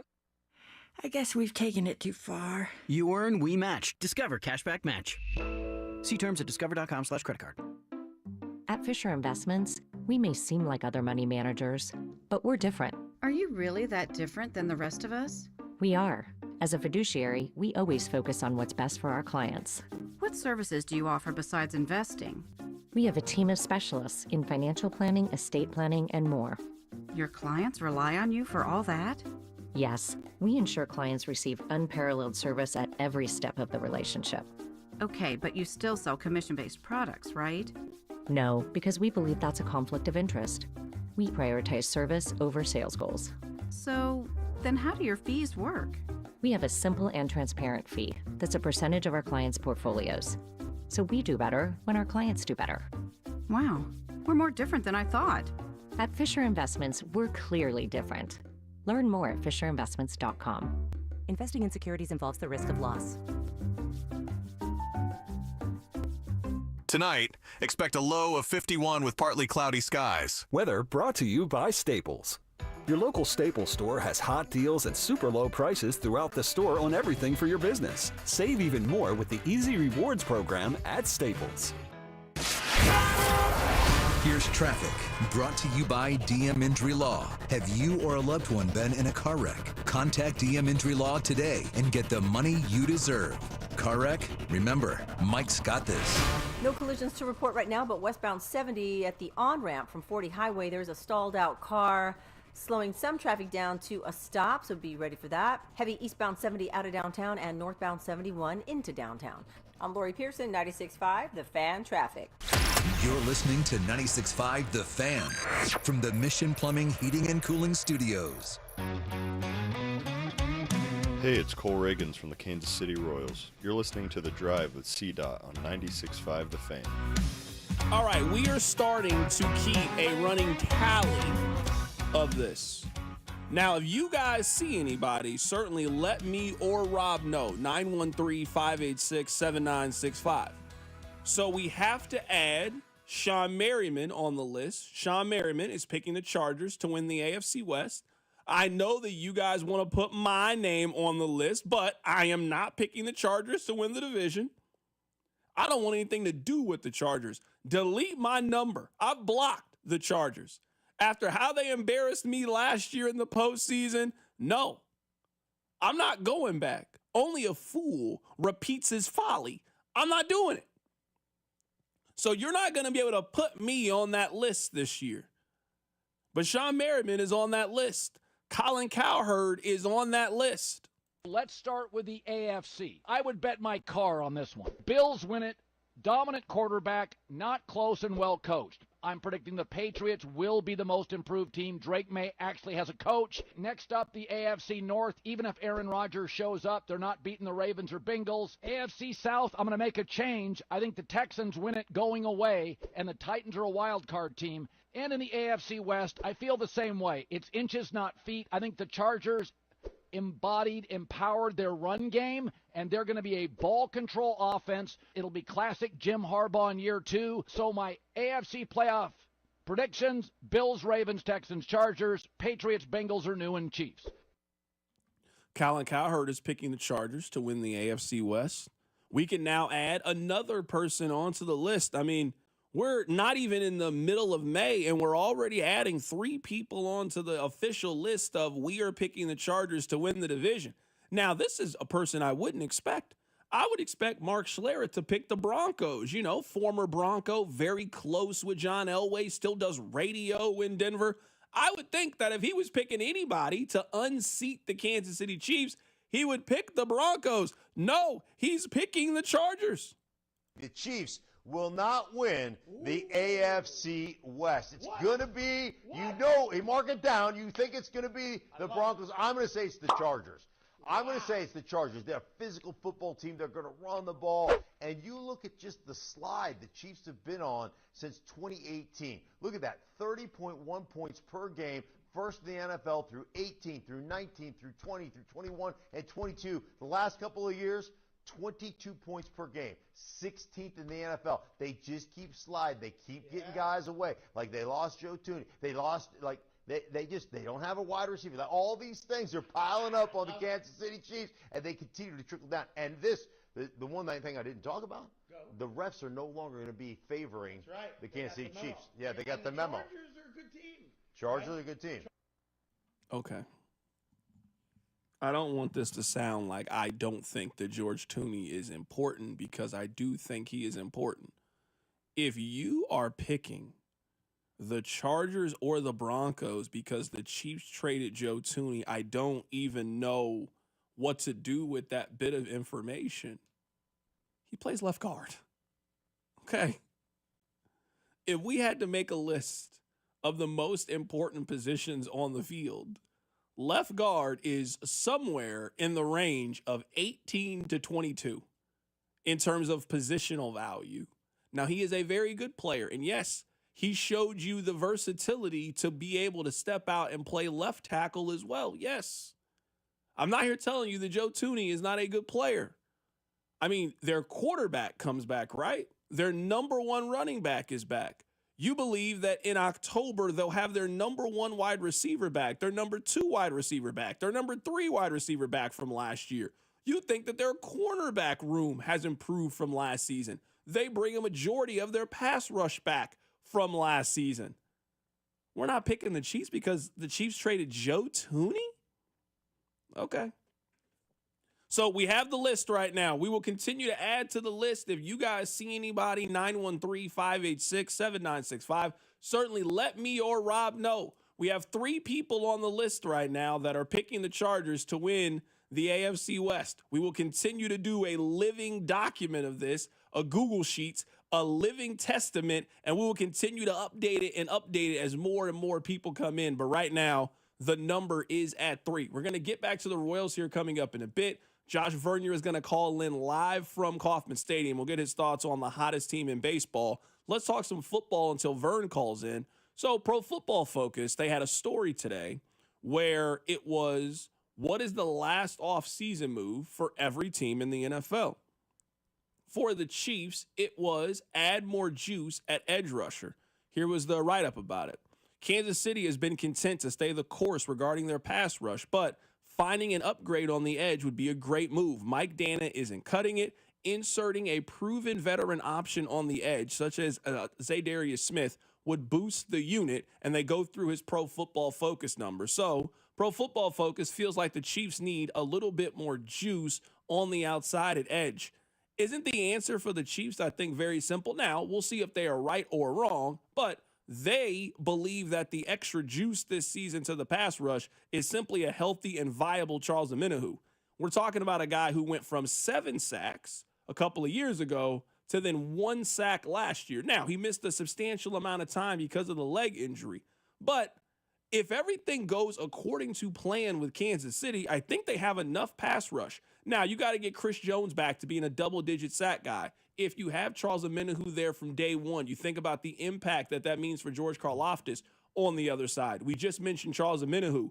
You'll get pass rush able from Spags, even able to scheme it together, or a couple of the other pieces that they have on the D-line. I'm actually not super worried about their pass rush. It's not one of the elite premier units in the league, but, Rob, it's certainly a unit that you think is capable of getting to the other team's quarterback. I think, now listen, PFF and fans, and it's everyone has a different opinion on this. I don't know the Chiefs are going to add more pass rush because I don't think they need it, because I think they did it in the draft.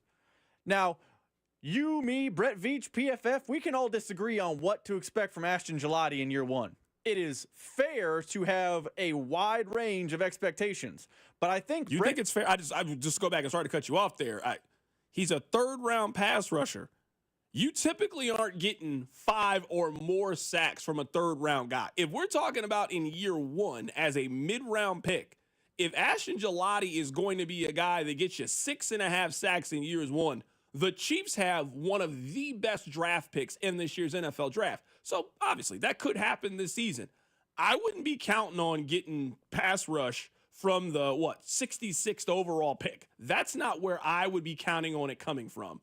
I think he maybe gets you 2.5 sacks this year. He does not appear to me to be a guy that you are counting on as a staple of your pass rush that's going to get you 5.5 sacks potentially this season. I don't disagree. I would tell you, though, I think the Chiefs feel like they found a guy that's viable in the room and that they can turn into, he's the next wave of pass rusher. Like, I'm looking at last year's sack leaders among rookies. So I'm looking at it right here. Jonah Ellis for the Broncos. Not a name anyone knows off the top of their head. He was a 3rd-round pick from Utah. He had 5 sacks last year. Damarian Overshawn. Again, not a name that's like, oh, wow, can you believe Overshawn? He was a linebacker for the Cowboys last year. He was a 3rd-round pick also. He had 5 sacks last season. So, like, the idea of if the Chiefs feel like they found a guy on the edge, I'm not talking about, like, Felix. I'm talking about, like, they found a guy. I think 5+ is a reasonable expectation from a rookie in the 3rd round, especially considering it was early in the 3rd round. This wasn't like I'm trying to do the math on, this wasn't where Noel Williams got picked. It was late 3rd. This was right at the end of round 2, one of the earlier pass rushers to come off the board on day 2 of the NFL draft. I think 5 is a fair expectation, and if you get an extra 5 sacks from someone, you feel like that has bolstered your pass rush just by one player alone. So I think that's how the Chiefs believe what they found. They believe they found Jonah Ellis or Overshawn, and they're going to get their 5 there, and he's going to grow, and that's how they're going to help the pass rush. Someone on the text line says, I've been saying all offseason that the Chiefs should go get Matthew Judon on a cheap deal. I don't know if you're getting a veteran pass rush. I guess what we are defining as a cheap deal. I don't want to parse words on cheap deal or not.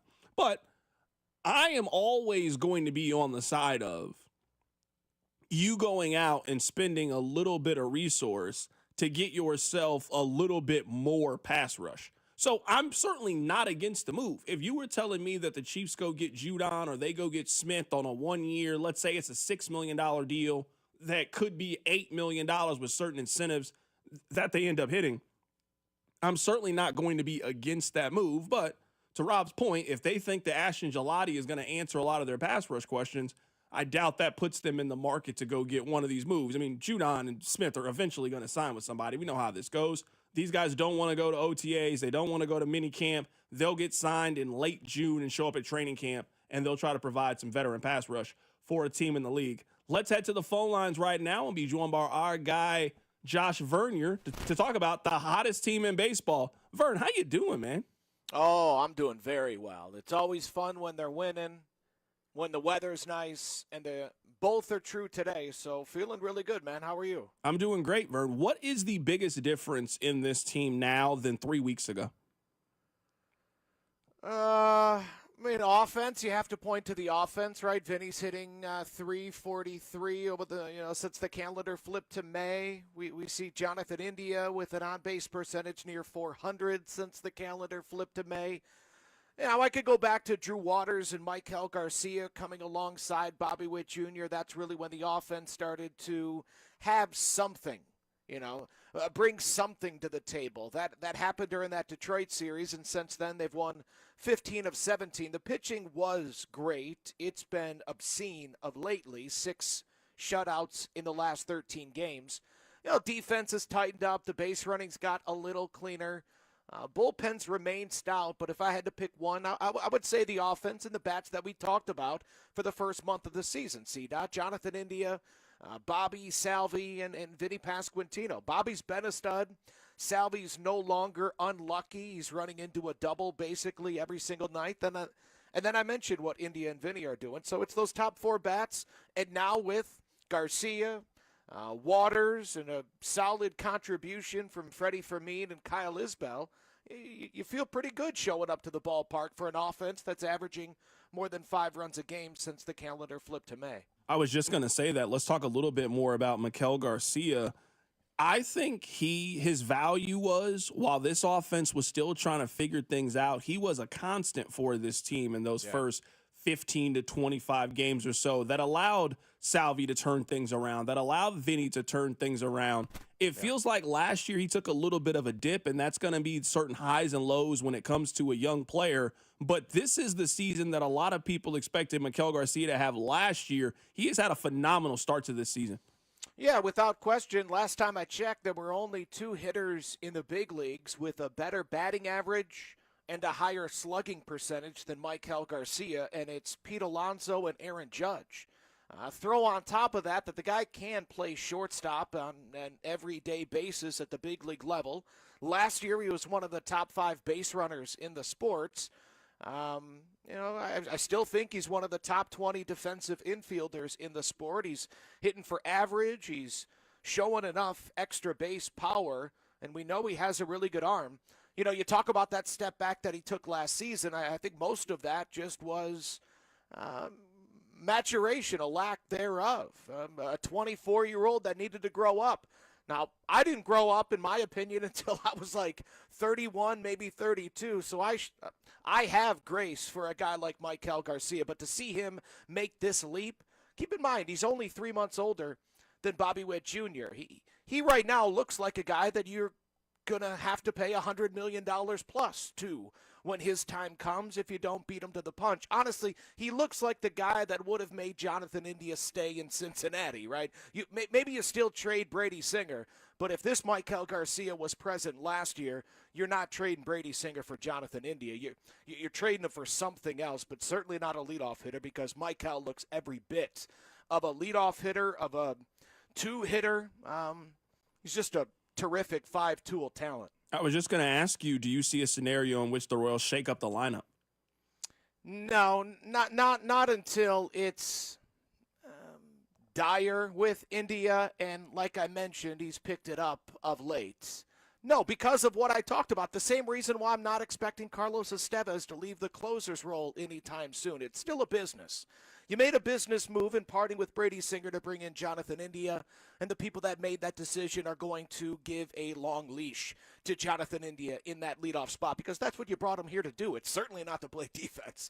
It's to hit leadoff and get on base. You brought Carlos Estevez here and gave him more than $20 million to be your closer, to get those final 3 outs, and he's doing a pretty good job of it. I know Lucas Erceg looks like Wade Davis right now, but Wade Davis pitched in the 8th inning in 2014 when he was arguably the greatest reliever since Mariano Rivera. So I don't see any need to shuffle up really much with this team. Right now, we're talking to Josh Vern. You're talking about the Royals, who are the hottest team in baseball. Let's talk about the pitching here. This team right now, I don't think we've ever been able to say this, Vern. They might have too much starting pitching. Like, most teams keep up Noah Cameron after the start, at least give him another one. And there wasn't really room for him to be here. I think if you were talking top to bottom, this might be the most complete, from starting pitching to bullpen, this might be the most complete pitching staff that I've ever seen them build. Yeah, you think of the second half of 2015, on paper, Cueto, Volquez, Giordano was a pretty strong 1-2-3 led by a true ace in Cueto, but I think Reagan's is now, or at least should now be viewed as one of those true aces. Chris Bubich is knocking on the door. You dive into whatever metric you want to dive into. It says he's one of the 20 best pitchers in Major League Baseball, and he's your number 4.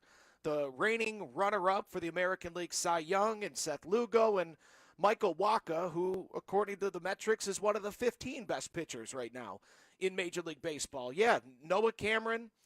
Tough news today with Kyle Wright, as some shoulder fatigue's going to force the team to skip his next few starts as he tries to recover from a litany of injuries that have had him out of the big league since 2023. But still, to have a guy, to your point, to have a guy like Noah Cameron who takes a no-no into the 7th inning in his big league debut, to have that guy throwing BBs down in Omaha because there's not a spot for him in the rotation in the big leagues is a terrific problem to have. And if he continues to dominate, maybe Lorenzen goes to the bullpen and Cameron makes his way back to the big leagues, or maybe in the second half of the season, like we saw with Daniel Lynch, maybe Cameron finds his way into the bullpen. I think the former is more likely. I think him entering the rotation and Lorenzen going to the bullpen is more likely, but to have those type of options, to your point, is remarkable. Or possibly, Vern, the Royals have ammunition to go get an outfielder for this team.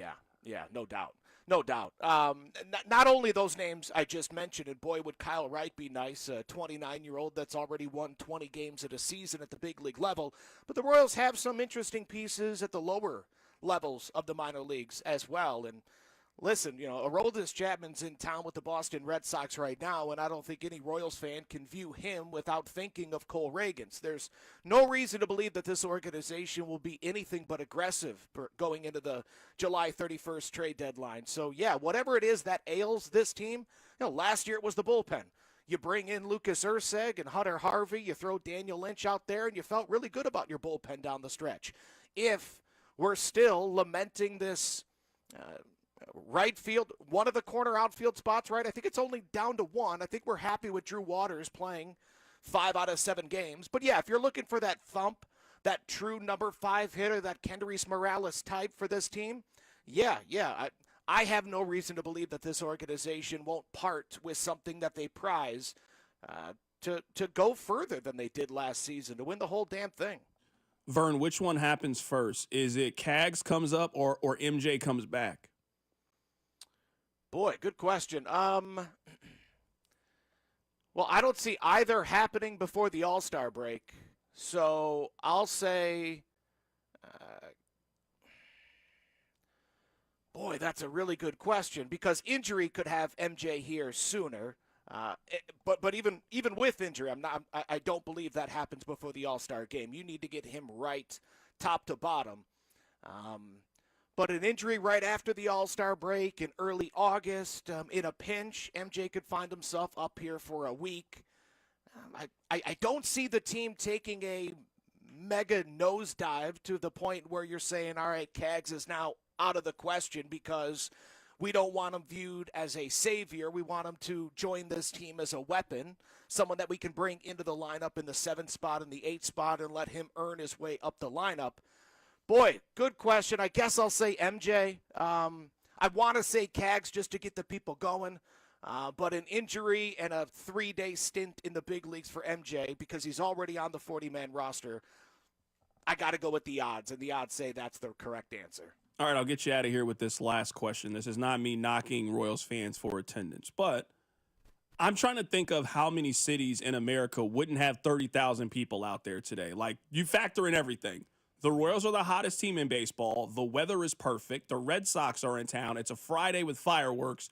Most cities in America go out to support their team. That I am kind of looking at this as I'm really curious to see how bought in Royals fans are with this team. You know, back in 2015, I understand the circumstances were different. I mean, they would have had 33,000 people out there tonight to watch this regular season game, and we wouldn't have been talking about graduation or where the stadium is or any of those things. I'm really intrigued to see how bought in Kansas City is with how this early Royals season is going. Yeah, I'm just trying to pull it up right now looking at that 2015 team because even in 2015, they didn't draw 3 million fans, which is still mind-blowing to me just because I was in Milwaukee during their resurgence in the middle aughts and, or I guess the middle teens, who cares? But I was there and they turned up in droves, right? They hit 3 million in Milwaukee. They've certainly done it in Detroit when I was there. Now, the thing is that I keep coming back to is, you know, Royals fans, and you made mention of it earlier, you know, they watch, they listen, and that's because Royals Nation is pretty spread out, right, throughout Iowa, Missouri, Kansas, down to Arkansas. Not always a driving distance away from Kauffman Stadium, but to your point, yeah, 30,000 tonight, no, you're not going to get that in Tampa because their ballpark doesn't hold it. Miami because they don't trust big league baseball down there for good reason. Sacramento wouldn't. Maybe the Angels, you know. But outside of that, man, yeah, it certainly wouldn't be a good look. Yeah, I'm looking at 2015 right now, Friday at home. The Yankees, May 15th, had 34,500. So, yeah, I think it's a fair request that the Royals hit 30,000 tonight. But, you know, we've been here too long, man. I'm not holding my breath. And that is our guy, Josh Vernier, joining us on the show today. You can hear him coming up in about 2 hours or so as he gets you ready for, hopefully, another Royals win. And, Vern, I need a win today in betting. You've asked me to do it a couple of times. Come on, man. I haven't won yet. Rob got to win this week. Pick it up. I'm going to do better, Vern. Thank you, man. All right, buddy. I appreciate it. Thank you. That is our guy, Josh Vernier, joining us on the show today. Coming up on the other side, let's talk about Bill Belichick because what is going on? Keep it right here, it's The Drive. Hey, it's Lucas Ursig from the Kansas City Royals. You're listening to The Drive with C-Dot on 96.5 The Fan. Brought to you by DM Injury Law. Have you or a loved one been in a car wreck? Contact DM Injury Law today and get the money you deserve. Car wreck? Remember, Mike's got this. Cosentino's food stores are celebrating 77 years of serving Kansas City. Come in today for incredible anniversary savings across the store. You'll find some of the hottest prices of the year, now through May 20th only. From fresh produce to family favorites, don't miss the unbeatable prices at every Cosentino's location. For 77 years, it's been our family's honor to serve yours, and we're just getting started. Hi, this is Toby Tobin along with Jason Goodenkoff from Lewisburg Ford in Lewisburg, Kansas. Hi, Jason. Hello, Toby. Holy cow, you've done it again. We've done it again, Toby. We won the President's Award again this year. This is the 22nd time we've been awarded this awesome honor from Ford Motor Company. But what is the President's Award? The President's Award is the top award Ford Motor Company gives its dealers for excellence in customer satisfaction in both sales and service and their sales penetration numbers. So we are super honored to have received this award for the 22nd time. It covers the whole works at Lewisburg Ford. Absolutely, and it's a testament to the awesome people we have working at Lewisburg Ford and helping our customers, and it really shows with this award because it's only a few dealers that get it, and we've done it 22 times. I guarantee you this is the best place to buy a Ford car or truck in the Midwest. Absolutely. You couple that President's Award lineage with our no-hassle Toby Tobin pricing, it does not get any better than that. What is your toll-free number? 816-444-2300. Or LewisburgFord.com. I'm Brian Tedesco, CEO of Blaupunk Americas. the pioneers of the car stereo. Today, we're not just about sound systems. We are revolutionizing the e-bike scene with Blue Dot Bike. Thanks to AmericanEagle.com, our online presence now features a dynamic e-commerce website that showcases the quality and affordability of our foldable e-bikes. And our collegiate e-bikes, just perfect for the college fanatic. These e-bikes offer a new way to experience freedom on two wheels, no matter your age. When we needed a top-notch website to match our cutting-edge e-bikes, we turned to AmericanEagle.com. They made the impossible seem easy, tackling digital challenges like pros. Check out the Blue Dot Bike website to see AmericanEagle.com's amazing work in action. Need the best in website and digital marketing solutions? AmericanEagle.com is your go-to. They've been a game changer for us, and they can be for you too. Visit AmericanEagle.com or call 877-WEB-NOW-1. That's 877-WEB-NOW-1. At Fisher Investments, we may seem like other money managers, but we're different. Are you really that different than the rest of us? We are. As a fiduciary, we always focus on what's best for our clients. What services do you offer besides investing? We have a team of specialists in financial planning, estate planning, and more. Your clients rely on you for all that? Yes, we ensure clients receive unparalleled service at every step of the relationship. Okay, but you still sell commission-based products, right? No, because we believe that's a conflict of interest. We prioritize service over sales goals. So, then how do your fees work? We have a simple and transparent fee that's a percentage of our clients' portfolios. So we do better when our clients do better. Wow, we're more different than I thought. At Fisher Investments, we're clearly different. Learn more at FisherInvestments.com. Investing in securities involves the risk of loss.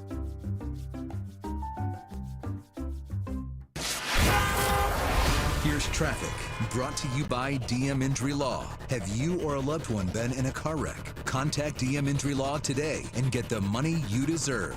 Car wreck? Remember, Mike's got this. The technicians you can trust with your house keys: Anthony's Plumbing, Heating, Cooling, and Electric. Slow traffic eastbound 70, both out of downtown and out of the 435 exchange. Also looking sluggish at the 69 Highway 435 exchange on the Metro Southwest side, in particular northbound 69 Highway and eastbound 435. Money back guarantees, parts and labor warranties mean you aren't just buying products, you're securing your investment. For a limited time, receive a free furnace when you purchase an AC. Schedule your complimentary proposal online at anthonyphc.com. I'm Lori Pearson, 96.5 The Fan Traffic. Follow the station on Instagram at TheFan965 for giveaways and behind-the-scenes content. All right, so I hate that we're doing this again, but it just keeps coming up. Let's talk about Bill Belichick and his relationship with this Jordan Hudson person. Now, I have a pretty sound rule. I try not to use my free time to talk about what other people do in their free time. I don't care who Bill Belichick is in a relationship. I really don't. She is a consenting adult. He's a consenting adult. They are allowed to do whatever they want to do. But the fact that it has become so public, and public to the point where whenever your university has to release multiple statements about your coach's girlfriend, something has gone awry here. Something is amiss. So let me play you guys the update from Pablo Torre, who used to work at ESPN and now works for Meadowlark Media. So he had an update today on what is going on in Carolina. He had a lot. We won't play all of it for you. He believes, or is hearing, that they are planning on doing a reality show, and that's why they are trying to keep some of the details about their relationship private, because they want to sell it to Bravo. We know about the Super Bowl incident, that Bill Belichick was in a Super Bowl commercial. She was a problem. There also was a report today that she wanted to be in the commercial so much that they filmed her part but didn't turn the camera on. At every single turn, this young lady has inserted herself in the middle of Bill Belichick's business and job, and that's where we kind of got to talk about it. Here's Pablo Torre. Two sources at the University of North Carolina tell me that there has been a decision, it was made last week, by the higher-ups inside the athletic department that had hired Bill Belichick to be the highest-paid public employee.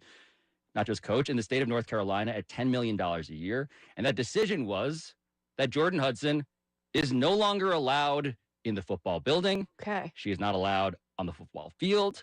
Mm-hmm. Quote, don't think you'll be hearing much from Jordan moving forward. So that was Pablo Torre talking about his report that Carolina has essentially told her, yo, keep her away. They then come out and say, no, that's not true. She is welcome to come up here. You know what this feels like to me? It feels to me like we are heading towards a Bill Belichick resignation on a random summer day.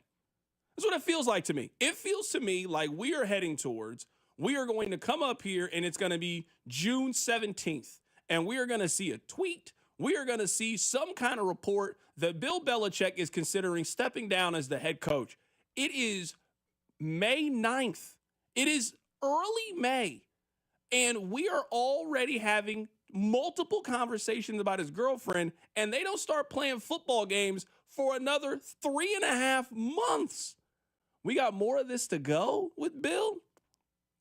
I can't think of a person, and maybe you guys can. I cannot think of a person who in such a short period of time has shifted our perception of him. Bill was the hoodie. Bill didn't answer questions. Bill was very short. Bill didn't really let us into his personal life. And for the last month, all we have done is learn more and more about the relationship that he is in. And it's not like any of the updates we're getting are good. Is she your girlfriend, or is she your PR director? Or is she your handler? Or is she your publicist? Because I don't know if she can be all of those things. Right now, Bill seems to be the old guy with a lot of money that is being taken by the young, pretty, attractive girl. And that is a storyline that we have seen play itself out plenty of times. Bill looks like he has his nose wide open. That's what it looks like to me. He looks to me like the old guy who was in a relationship with somebody that was his age. They grew apart, broke up, whatever you want to say. He then met this young girl, and this young girl has her hooks into him, something fierce, and won't let go. Bill, you don't realize how silly she has you out here looking? And now this is not just like a local story. You got the New York Post. You got the New York Daily News. You got TMZ digging around in your relationship. Bill, you're in your 70s. This is not how you need to be moving at 70s. You got grandkids. You look goofy is how you look. I'm telling you how this thing ends. I'm telling you how this thing ends.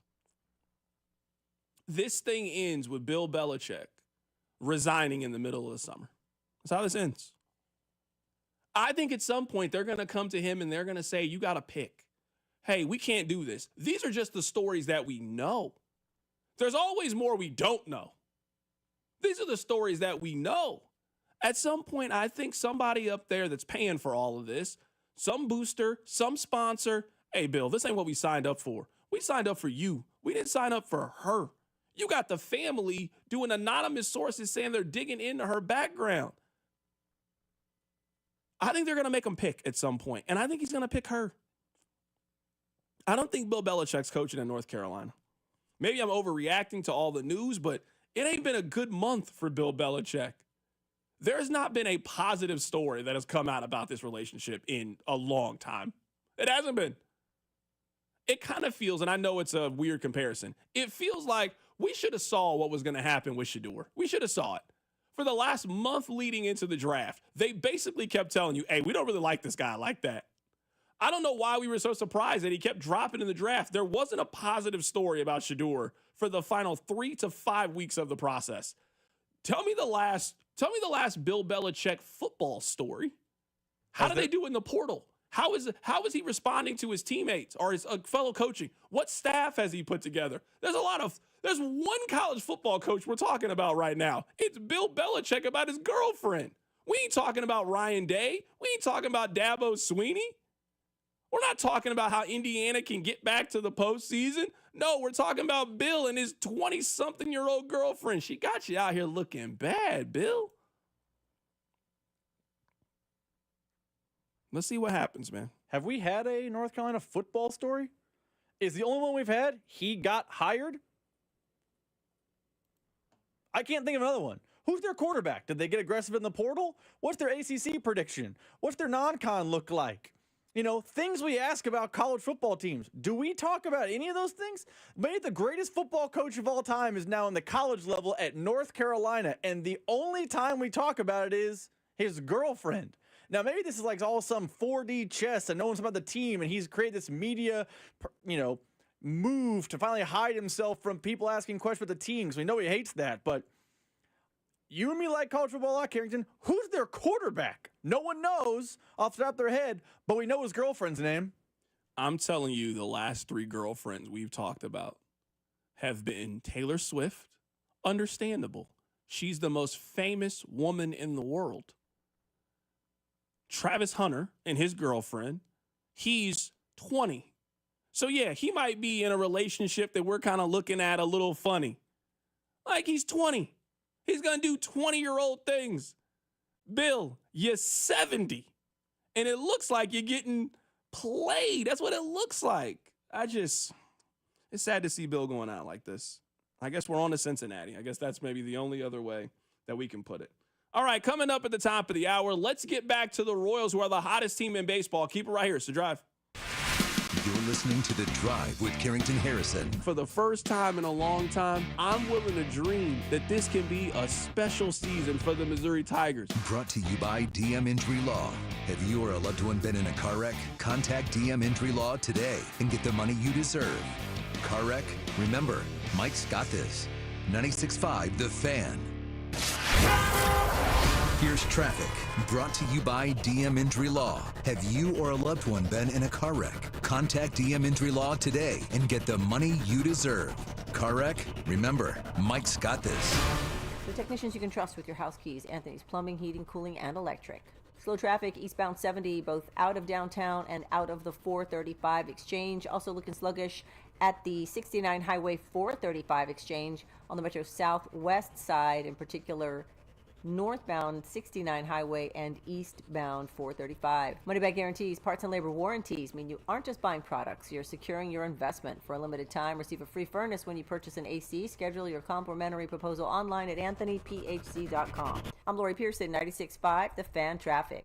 Graduation season is always so busy around our house, and when we have important celebrations, we trust Hy-Vee. They're my go-to partner for all of our family celebrations, and Hy-Vee can help you with your graduation party planning. They have party trays, personalized cakes, cookies, floral arrangements, party decor, and so much more. Plus, you can leave all the prep work and messy cleanup to Hy-Vee with full-service catering for any size celebration. Choose from a wide range of menu options to suit your style and your budget, only at Hy-Vee. This Mother's Day, treat all of the moms in your life like a queen. No, wait, an empress with a little help from Hy-Vee. Surprise her with a stunning floral arrangement or choose from dozens of gift cards for some retail therapy. Then bring the whole family to brunch at the Hy-Vee Market Grill. Just $24.99 for adults, $7.99 for children 6 to 12, and kids 5 and under eat free. Just one stop for endless options to crown her queen for the day. Only at Hy-Vee. Get ready for summer's heat with a $69 AC tune-up from Hamilton Plumbing, Heating, AC, and Rooter. Our expert technicians will make sure your system is working at peak efficiency to help you save money on energy costs. At Hamilton, we know how important your family's comfort is. Our exceptional service guarantee, plus over 40 years experience and more than 8,000 five-star reviews, are great reasons to trust Hamilton Plumbing, Heating, AC, and Rooter. Visit callhamilton.com for details, terms, and conditions. License number 2025-11121. Gear? Check. Snacks? Check. Tires? Not so much. I didn't have time to deal with this, so I asked my friend. Her answer was simple. Take it to Telly, she said, and I'm so glad I did. They didn't just take care of my tires, they took care of me. We got you, they said, and they did. Fast, friendly, and stress-free. Now I know when life throws you a red card, take it to Telly. Stay in the game. Take it to Telly. The technicians you can trust with your house keys. Anthony Plumbing, Heating, Cooling, and Electric. Reliable backup power starts with expert installation done right the first time. Get $50 off any service with a whole home generator proposal. Schedule your consultation today at AnthonyPHCE.com. Hello, Kansas. Looks like we're in for another heat wave this season with a forecasted high of up to $300,000. That's right. The Kansas Lottery is bringing the heat with the Hot Sevens family of tickets rolling across our state. You could instantly win up to $300 grand. Plus, there's even a chance at up to $20,000 in the second chance drawing through Play On. Talk about a scorcher. Don't forget your oven mitts when you head out today. See kslottery.com for details. Storm season 2025 is here. Get peace of mind on the health of your roof and make Century Roofing your first call. We have extended our free material upgrade sale on all roof replacements. Get a Class 3 or 4 impact-resistant shingle for the same price of the standard 30-year or premium shingle. Save on your insurance premium and see why we continue to be voted best of Johnson County. Trust the Pillars of Strength for 35 years. KC-based and female-owned. Century Roofing, KC.com. Century Roofing, trust the Pillars of Strength. The semifinals are here. That means all the show-stopping action is turning up a notch. Don't miss your chance to bet on all the legendary moments with FanDuel, America's #1 sportsbook. FanDuel's the best place to find all your favorite player props, and now you can make the smarter play with new performance trends. Want to see if a guy is hitting that over consistently, or maybe they've been flirting with a potential triple-double. Get the latest stats right inside the app and see who's heating up. And once the game starts, that's when things get interesting. You can combine live prop bets into a same-game parlay for a chance to win big. If you don't already have FanDuel, it's not too late to get in on the action. You'll get started with $200 in bonus bets guaranteed when you place your first $5 bet. So visit FanDuel.com/Alex to join today. Make every moment more with FanDuel, official sports betting partner of the NBA and 96.5 The Fan. 21 and President, Kansas. First on real money wager only. $5 first deposit required. Bonus issued as non-withdrawable bonus bet, which expires 7 days after receipt. Restrictions apply. See terms at sportsbook.fanduel.com. FanDuel is offering online sports wagering in Kansas under agreement with Kansas Star Casino, LLC. Gambling problem? Getting help is your best bet. Call 1-800-522-4700. Visit ksgamblinghelp.com. What's up, KC? This is Matt Quattrero. On your way home from the ballpark, make sure to listen to Vern's postgame show right here on 96.5 The Fan. I will not be listening. 96.5 The Fan, KFNC FM and AM, HD1 and HD2 Kansas City, an Odyssey sports station.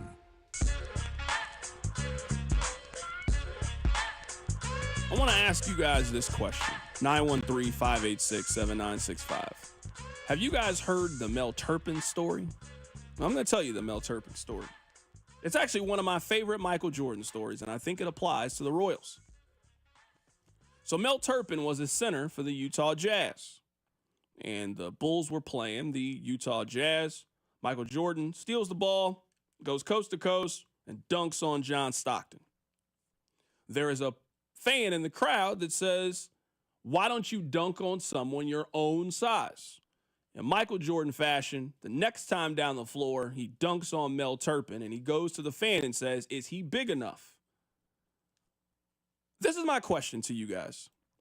And Rob, maybe we are talking to a small portion of Royals fans, but it does feel like usually there is an asterisk by when the Royals beat somebody. Oh, well, it was just the White Sox. Oh, well, it was just so-and-so. That, yes, during this streak, the Royals certainly haven't beat a who's who of opponents. I mean, they've beat up on Baltimore. Baltimore is 13-23. They beat up on Tampa Bay. Tampa Bay is 16-21. They kicked off this streak by beating up on the Colorado Rockies. They're 6-31. The Rockies are 18 games out of first place in their division. They're embarrassing. They just swept the Chicago White Sox. So I don't want to paint it like the Royals have just beat up on a murderer's row of opponents, but they've also won 15 of their last 17 games. I don't really care who they've been against. So to go back to the analogy, I want to know, is the Boston Red Sox, are they tall enough? Because the Boston Red Sox are in second place in their division. Boston would be a playoff team if the postseason ended today. Boston is over 500. There is no poking holes in this series win right. Because if I'm looking at teams that are in their weight class, Boston is certainly in their weight class. Now, the Royals have a better record than them, but if you look at Boston, their run differential is about the same. These are two very evenly matched teams. This is also an offense that can score. To give you a comparison, the Royals have scored 139 runs. The Red Sox have scored 191 runs. So for your pitching staff, for your rotation, you're going up against a pretty competent offense. The only team in the American League, teams that have scored more runs so far this season than the Boston Red Sox, are the Tigers and the Yankees. Both teams are leading their division. So my question, Rob, is if the Royals beat the Red Sox in the series, is that going to end the, well, who have they beaten conversations? Because it feels like that is always sort of a cloud hanging over anything that the Royals do. Oh, well, they can't do it against these kinds of teams. Well, isn't Boston that caliber of team? We're not saying that the only teams the Royals can show you that against are against the Mets, Dodgers, and Yankees, right? Boston is that kind of team. This is a playoff team. This is like beating the Tigers. This is like beating the Cleveland Guardians. This is beating, if you win this series, this is beating a team that could win their division and another possible playoff team. I think that's a really encouraging sign if the Royals win this series. I understand why people play the scheduled game with the Royals in baseball. I hate it, but I understand why it happens. But I think what people fail to understand is more often than not, really good to great teams are gobbling up most of their wins against bad teams in baseball. Because maybe more than any sport we talk about, the difference between the have and the have-nots is a chasm in baseball. And other teams that are good get to experience this same chasm. If you are a Royals fan, you think, well, all they did, Rob, was last week they swept the Rays. The Rays stink. Do you know who plays the Rays a lot this year? The Yankees. Are we going to say, hey, ho, ho, ho, the Yankees' greatness is fake because they got to play the Rays. The Rays stink. No, we only seem to do that locally. Out west, the Angels are also really bad. Like, they're not Rockies, White Sox bad, but they're real bad.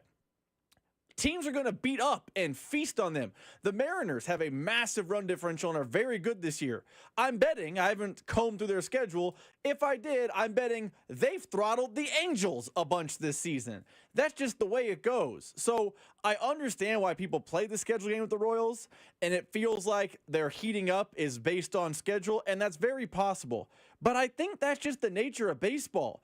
Football, because of the salary cap and the schedule imbalance and all the things, it automatically pushes everyone to the middle. It kind of crunches people. So when you are a 9-8 Broncos team and you make the playoffs, and you can say, well, it's very schedule driven. That's not really how baseball operates. So I wish the cynics would just take a step back and realize this is the way it works for every team. The Dodgers are one of the super halves in baseball.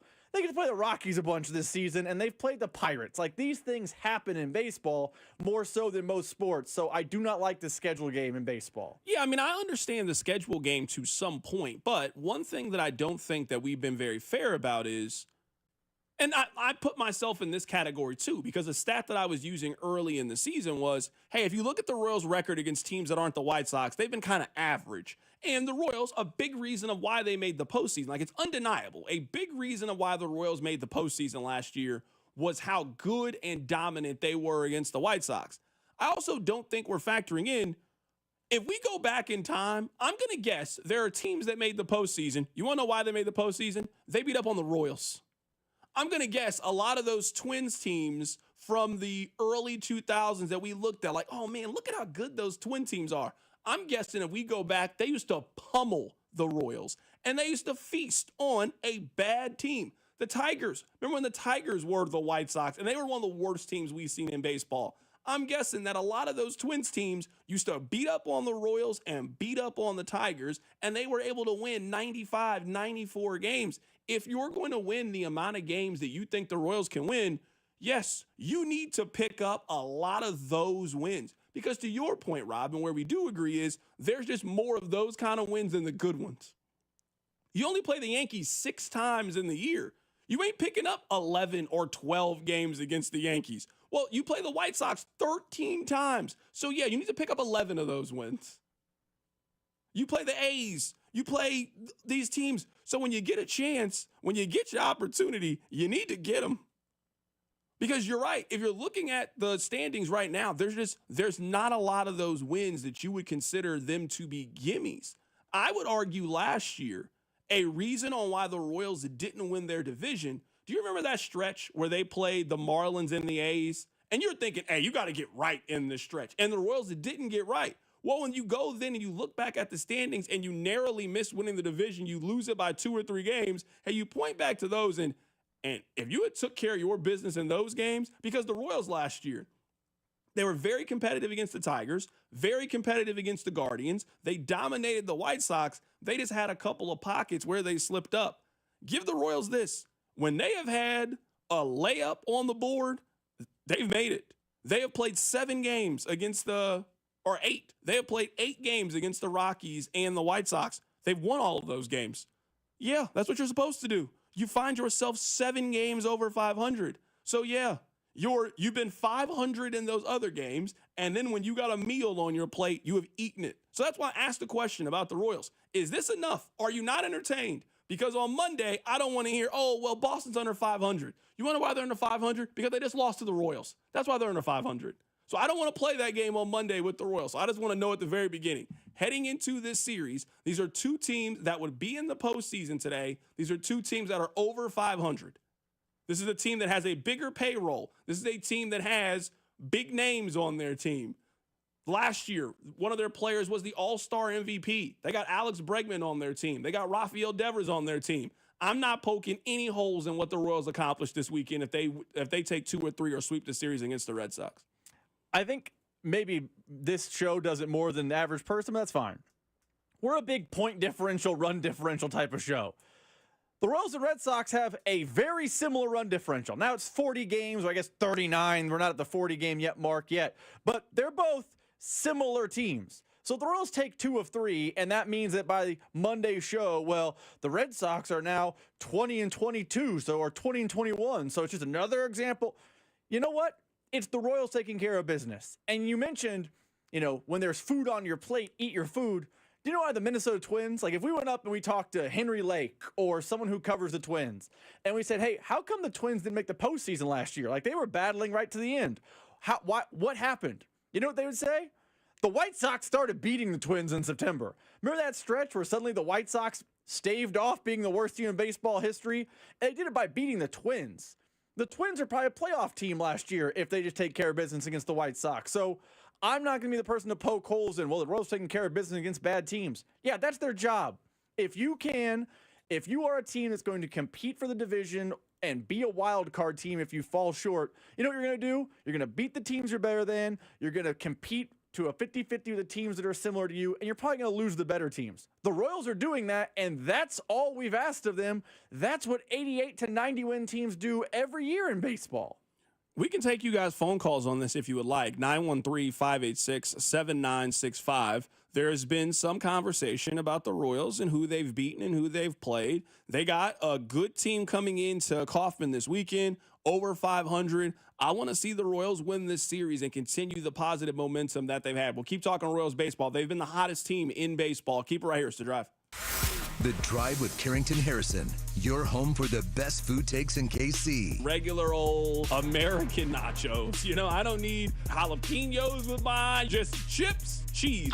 Brought to you by DM Injury Law. Have you or a loved one been in a car wreck? Contact DM Injury Law today and get the money you deserve. Car wreck? Remember, Mike's got this. 96.5 The Fan. Why do other agents have such a hard time selling your property? It's because they don't know how to price it correctly. But we know someone who does. Dawn Sharp and her team. Experience the Dawn Sharp team difference for yourself. The Sharp Homes team can give you options. Do you want to skip the showings and open houses and go straight to sold? Contact them to discuss their instant offer program. Contact the only agent I would trust if I needed to sell my home. It's Dawn Sharp with the Sharp Homes team, brokered by Epic Realty. Google them at Sharp Homes Team or pay them a visit at homesforsaleInKC.com. $5,000. That's the average amount of money people in the U.S. are now spending on gas in a year. $5,000. That's crazy. If you drive, you have to download Upside, the free app that gives you cash back every time you get gas. That's right. You can earn real cash back with Upside just by buying the gas you're already buying. You can literally start earning cash back today. I use Upside every time I fill up, and I've already made around $200-300. You're putting gas in your car anyway. Why not get real cash cash back. If you like free money, download Upside. I'm saving the cash I earn from using Upside to help pay for a vacation later this year. Download the free Upside app now to earn cash back every time you buy gas. Use promo code FRESH to get an extra 35 cents per gallon on your first tank. You can cash out anytime right to your bank, PayPal, or a gift card for Amazon and other brands. Just download the free Upside app and use promo code FRESH for a 35 cents per gallon bonus on your first tank. That's code FRESH for a 35 cents per gallon bonus. Hey there, I'm Jack. And I'm Stag. We're just two deer that want to make sure you know it's deer season at your authorized John Deere dealer. The deer season that saves bucks. You know, like us. Yeah, you can get $3,000 off select John Deere machines. No early wake-up calls or tree stands required. Just a trip to your authorized dealer before June 2nd. If you ask us, it's the only deer season worth celebrating. Visit johndeere.com/deer season to find an authorized dealer and for complete finance details. Every morning, we rise and shine, make breakfast, and brush away the night's rest. These routines help us start the day off right. Nature-Made vitamins are a simple step in that daily care regimen. Multivitamins with daily essentials, clinically studied probiotics for gut health support, magnesium to help relax the body. Nature-Made is made to care for you every day. These statements have not been evaluated by the Food and Drug Administration. These products are not intended to diagnose, treat, cure, or prevent any disease. I'm sure everyone says this, but my mom really deserves the world. This year, I finally found a Mother's Day gift that comes close. She loves Hellsberg, so I'm getting her these timeless gold earrings she can enjoy for years to come. They feel special enough to show how much I truly appreciate everything she does for me. And I mean everything. I even sent my dad a link to the Diamond Eternity band he'll be getting her, too. Save up to 50% on Mother's Day gifts Mom will cherish forever. Visit Hellsberg.com or a store near you. Shopping with your parents can be embarrassing. Why would they sell jeans with holes in them? I'm going to speak to the manager. Mom! That hoodie is giving. You should get it. YOLO. Thanks to the Chase mobile app, your kid can shop independently while you keep an eye on their spending. So you can go from... We can be twinsies. ...to... How was shopping? Saw you stayed on budget. Thanks, Mom. Freedom for kids, control for parents. That's family banking from Chase. Account subject to approval. Chase mobile app is available for select mobile devices. Message and data rates may apply. JP Morgan Chase Bank N.A. Member FDIC.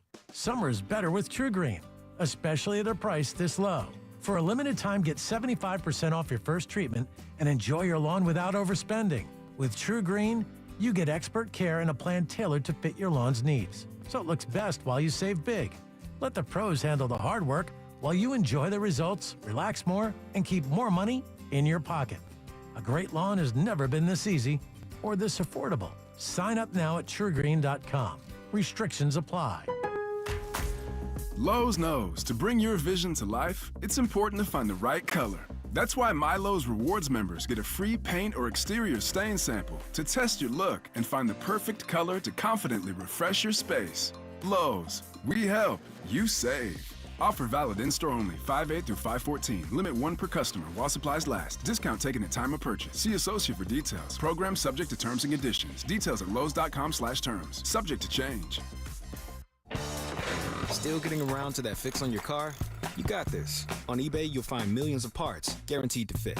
Doesn't matter if it's a major engine repair or your first time swapping your windshield wipers. eBay has that part you need, ready to click perfectly into place for changes big and small, loud or quiet. Find all the parts you need at prices you'll love, guaranteed to fit every time. But you already know that. eBay. Things, people, love. Eligible items only. Exclusions apply. What's up, baseball fans? It's time to swing big on your bets this season. Step up to the plate with an odds boost token from BetMGM, an official sports betting partner of Major League Baseball. No opt-in is required. Just log into your BetMGM account to receive your odds boost token. Then, place a bet on any MLB game and activate your token. If your boosted bet hits, you'll score a bigger payout. No matter the showdown, BetMGM is your betting home for baseball. Major League Baseball trademarks used with permission. BetMGM and GameSense remind you to play responsibly. See BetMGM.com for terms. Must be 21 years of age or older. This U.S. promotional offer not available in Mississippi, New York, Nevada, Ontario, or Puerto Rico. Gambling problem? Call 1-800-GAMBLER. Available in the U.S. For New York, call 877-8-HOPE-NY or text HOPE-NY 467-369. For Arizona, call 1-800-NEXT-STEP. For Massachusetts, 1-800-327-5050. For Iowa, 1-800-BETS-OFF. For Puerto Rico, 1-800-981-0023. Subject to eligibility requirements. Rewards vary and expire in 1 to 7 days in partnership with Kansas Crossing Casino and Hotel. Here's traffic, brought to you by DM Injury Law. Have you or a loved one been in a car wreck? Contact DM Injury Law today and get the money you deserve. Car wreck? Remember, Mike's got this. South car on the left shoulder downtown eastbound 670 just past Broadway. Also heavy out of downtown eastbound 70. And looking at slowdowns eastbound 70 out of the 435 exchange. I'm Lori Pearson, 96.5 The Fan Traffic. You're listening to 96.5 The Fan from the Mission Plumbing, Heating, and Cooling Studios. Hey, Kansas City, it's Bobby Witt Jr. Welcome into The Drive with Carrington Harrison on your home for Royals baseball. 96.5 The Fan. You guys know I love a good cross-sport comparison. So we were talking about this. One criticism that people have for the Royals is their schedule. If you want to look at it, you can look at it this way. The Royals this season are 16-16 against everybody that's not the White Sox and the Rockies, the two worst teams in baseball. So they have been 500 against everybody else, and they have been perfect against the two worst teams. They find themselves 23-16 and one of the hottest teams in baseball. During this stretch, the Royals have certainly not beat a murderer's row of teams. But what they have done is beat the teams that are in front of them, get back on track, and be the hottest team in baseball.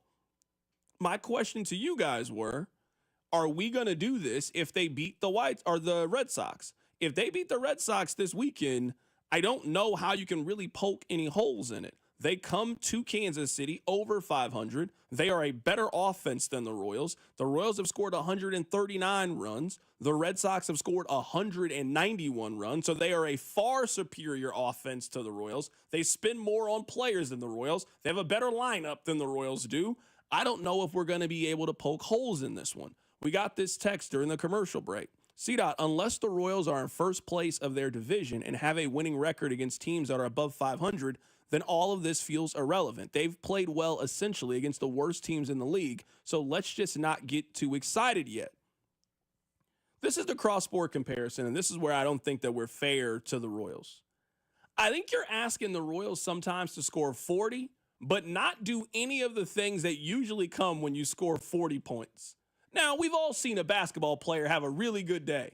Rob, when a basketball player is usually in the zone, yes, sometimes they are hitting some incredible shots. They're knocking down threes. You know what they also are doing? Getting easy buckets and layups. You know what they're also doing when you score 40? You get to the free throw line and you go 7 of 8 from the free throw line. You're getting your points a lot of different ways. I do feel like sometimes what we do with the Royals is, well, I got them winning 88 games. Well, then 88 of those wins are not going to be against the Dodgers and the Yankees and the Mets. A lot of those games are going to be against these teams. So that's why I am in the category of, hey, get them how you get them.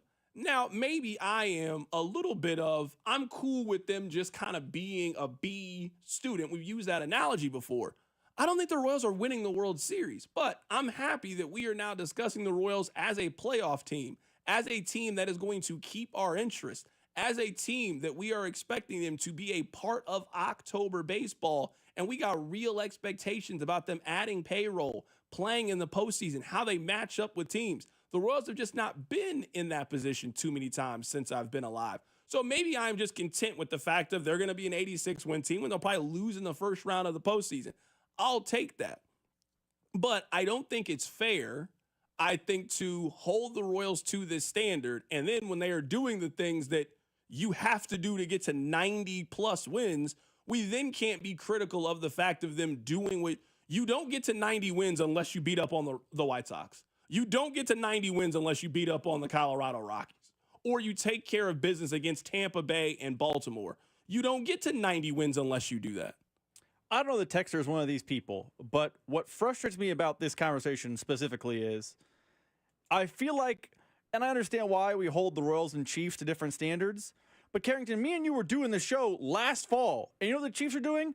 They were getting a lot of one-score wins, and we had people come on the show, and we played clips about how, hey, they're not really that good of an undefeated team because they just keep, skating by, and their point differential isn't great, and, one-score wins are not sustainable. And we would have these conversations, and the text line would be irate. Why are you guys talking about style points? Wins are wins. It doesn't matter who or the how. All you got to do is walk away with a win. All that matters is wins. Winning is the only thing. Those are the texts we got when we had those conversations in October, November, December. Fast forward to May, we have a conversation of, hey, the Royals are, one of the hottest teams in baseball. They're 15-2 since April 20th. They are red hot, and they're taking on one of the best teams in baseball. And those same texters are texting him like, well, calm down. These wins are only because it's bad teams. Like, let's see what happens when they play the good teams. Where was the crowd in November that was irate when Mike Renner on CBS said this is a fraudulent undefeated team because of their point differential? Where are the texters that were telling me wins are wins when Louis Riddick or Mike Greenberg said this is basically that Vikings Case Keenum team? All I saw in the text line was wins are wins. It doesn't matter the how or the why. How come with the Royals, the how and the why matter so much? If we're going to have these conversations now, and I don't mind having schedule-driven conversations. I don't like them, but we can have them. I want that same energy for the Chiefs that they're 4-0 and they win 4 games by a field goal each time. I don't want to hear, well, wins are a win. It's either that or it's style points matter. And I feel like we hold the Royals to the standard of, well, it's only because teams are bad, ho-hum. And when the Chiefs are doing it, it's shut up, Rob. No one cares about point differential. All that matters is, did you chalk up a dub? This is where I think it's unfair to make that comparison. I think we all know the Chiefs just play at a different level, and I think that's it. This is what I tell you all the time. I think that baseball owners have done they have pulled the greatest ruse on baseball fans ever. I think there is a portion of baseball fans that don't see the value of being competitive every day. We talk about it being in purgatory. Well, I mean, what's the point of just going 9-7 every single year? What's the point of just winning 85 games and you can't win the World Series? They're a team that you want to go out and watch. They're a team that's fun. That seems like a great value to me. That's where I think baseball, like if you were telling me, if you have grown up in Kansas City and are a Royals fan, you're telling me that you are unhappy or find ways to poke at the Royals, who could be an 87-win team that could lose in the wild card or second. What? Because I'm guessing you sat through a lot of miserable springs and summers watching this baseball team, like a bunch of them. So I guess maybe I'm just not, maybe it's still new enough to me, and maybe I'll feel this way in 3-4 years, like, I mean, we kind of done this before. Hey, when are you guys going to take that next step? The Royals being good and relevant is still a brand new thing to me at this level every day. It's been a decade since we've been having a lot of these conversations. So maybe I am part of the problem, that I am not pushing them to excel for more. I also just think that this is kind of one of those things, and you and I do this in the NFL, and we can move on from this part of the conversation, is we do the schedule game a lot in the NFL too. Well, every win you're not going to have is against the Chiefs, Eagles, or the Bills. Like, there's just way more teams in the middle than there are at the top of these things. So you're right. We saw the Royals go up against the Guardians. They didn't win those series. We saw the Royals go up against the Yankees. You're right. But there's a lot of those teams that you think are in the 6-20 range in Major League Baseball, and I think that's firmly where the Royals are. If you can continue to pick up enough of those wins, then you get to the 85, 86, 87, and you give yourself a chance to win the division and do something in the postseason. Also, to people's point, and I saw this texter earlier, I'm trying to find the exact verbiage, the idea that unless they're leading the division, it all seems for naught. Again, I'm going to cross-sport compare here. Where's the blind optimism for the Royals that other teams in town get? Carrington, Kansas was a 7 seed and Missouri was a 6 seed in the NCAA tournament. But me and you as fans, and we were not alone, Missouri and Kansas fans were also following in our wake, had convinced themselves, hey, if you get past that first round game, hey, the second round, matchup could go their favor. I don't really know what gave you reason to do that last year. Because I didn't believe in St. John's. Yeah, I don't know what gave you reason to do that. I knew St. John's was a phony. That's why I did it. I was like, they get past Arkansas. St. John's is big fraud. And I talked myself and deluded myself into believing they can make a run. But you did it with Mizzou. You felt like if they can get past Drake, Texas Tech is gettable. I felt like they could have won the whole thing if they had just beat Drake. Exactly. My point is, you were not the only Missouri fan saying that. But with Royals fans, it's, well, if they're not going to win the World Series, it feels like it's all for naught. What? Where's the blind optimism of let's get in the dance and see what happens?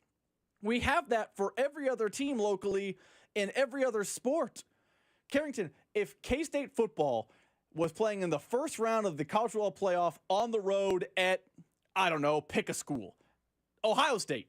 They were playing on the road. They're the 5-12 game, and they're heading to Columbus. K-State fans would convince themselves, hey, we can win this game. If we can beat them, we can then go beat Oregon. We can make a run. Watch out for the Cats. With the Royals it just feels like if you're not winning the World Series, who cares?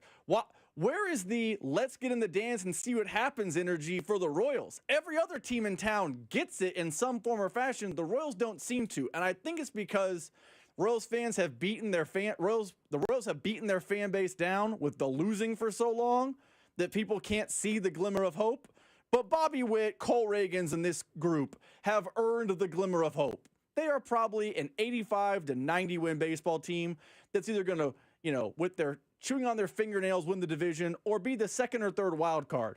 But with that pitching staff and the star they have at shortstop, you can't convince yourself that 85 could turn into, oh my goodness, look, we're deep into October. It just seems like fans, to your point about the owners pulling the wool over people's eyes, feel like, well, they're not the 15 team, so what's the point? There's a major point. I want to play this audio for you guys. So let's get away from the Royals for just a little bit. And there could be some potential changes in college football. The way that they do things in college football very rarely makes any sense to me. I mean, they had a 4-team playoff system, even though there were 5 power conferences. Like, I don't know how they didn't see that was eventually going to cause an issue and that they were going to argue over it. Like, if you have 5 kids and you only have 4 suckers, can't you imagine that there's going to be a fight in the back seat because one kid isn't going to have one? So obviously that wasn't enough. Then we went to a 12-team playoff. I think we saw that 12 is actually too many for a playoff, but we don't care about that. They are now discussing a 16-team playoff in college football. Here's Pete Thamel. This is the final season. We're going to be at 12, and they've kind of soft agreed to go to 14 for the next iteration of the playoff. I believe it's a 6-year run from 26 to 31. As the discussions have been honed in on that, there's been recent momentum for what was expected to be and thought to be a 14-team playoff to go to 16, and a lot of this comes down to automatic qualifiers. Automatic qualifiers are controversial in some sense because the Big Ten, the SEC, are likely to have double what the Big 12 and the ACC have. So there's been some pushback on that.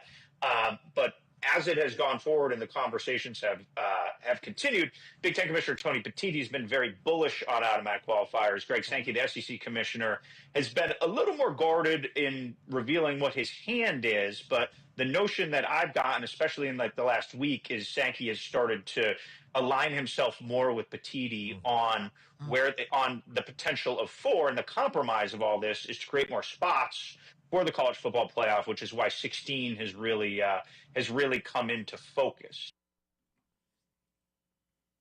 I want to help college football, and I have an idea that could help them do this. I really do. I have an idea.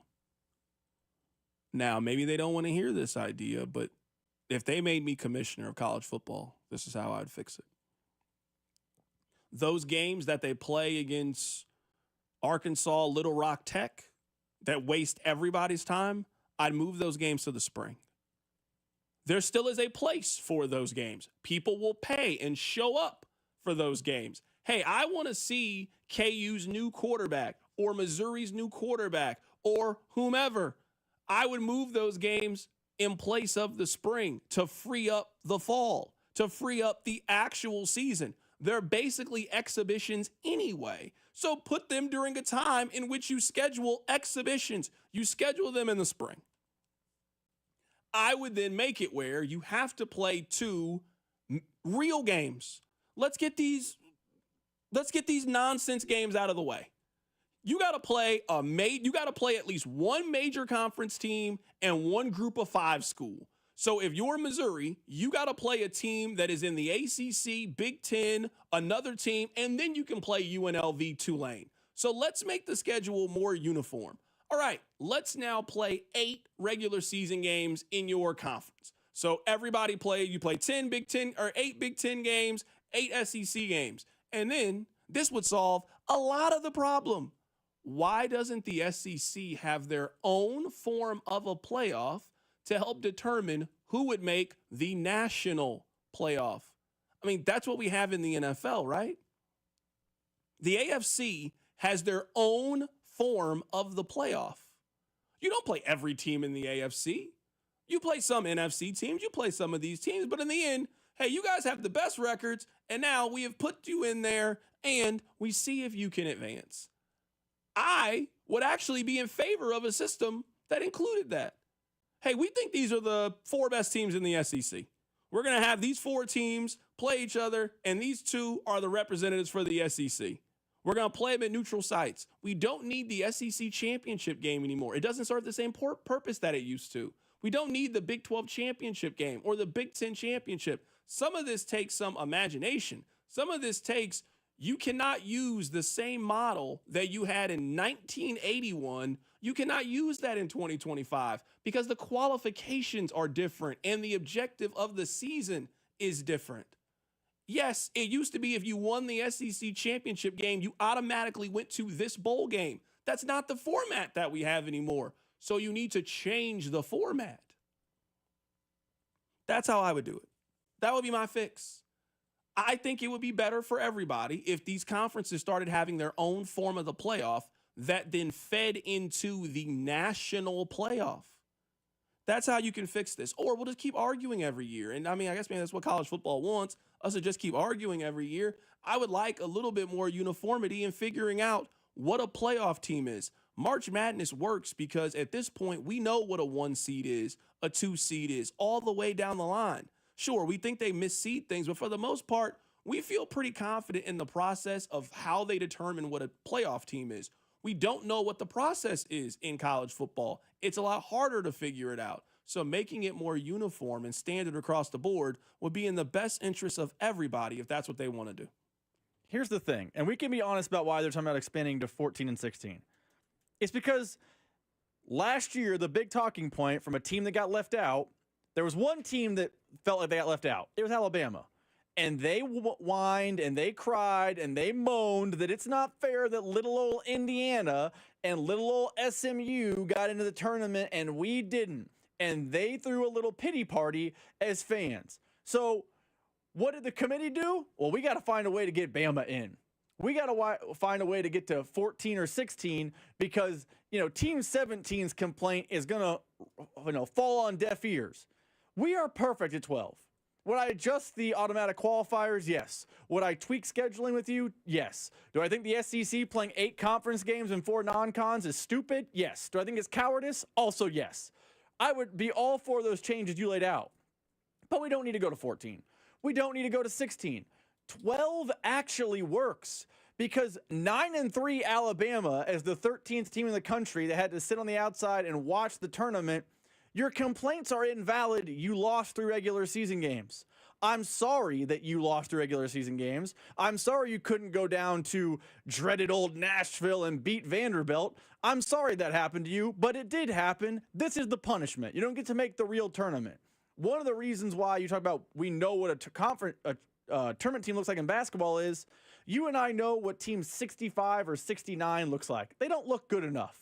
We now know in football with 1 year of data, I know what team 13 and 14 look like. They're probably not good enough because you have to reward the other teams. We don't have to expand for the sake of expansion. I think we have a good system. We need some scheduling tweaks and some automatic qualifier tweaks. That's it. We don't need to throw everything out and restart again.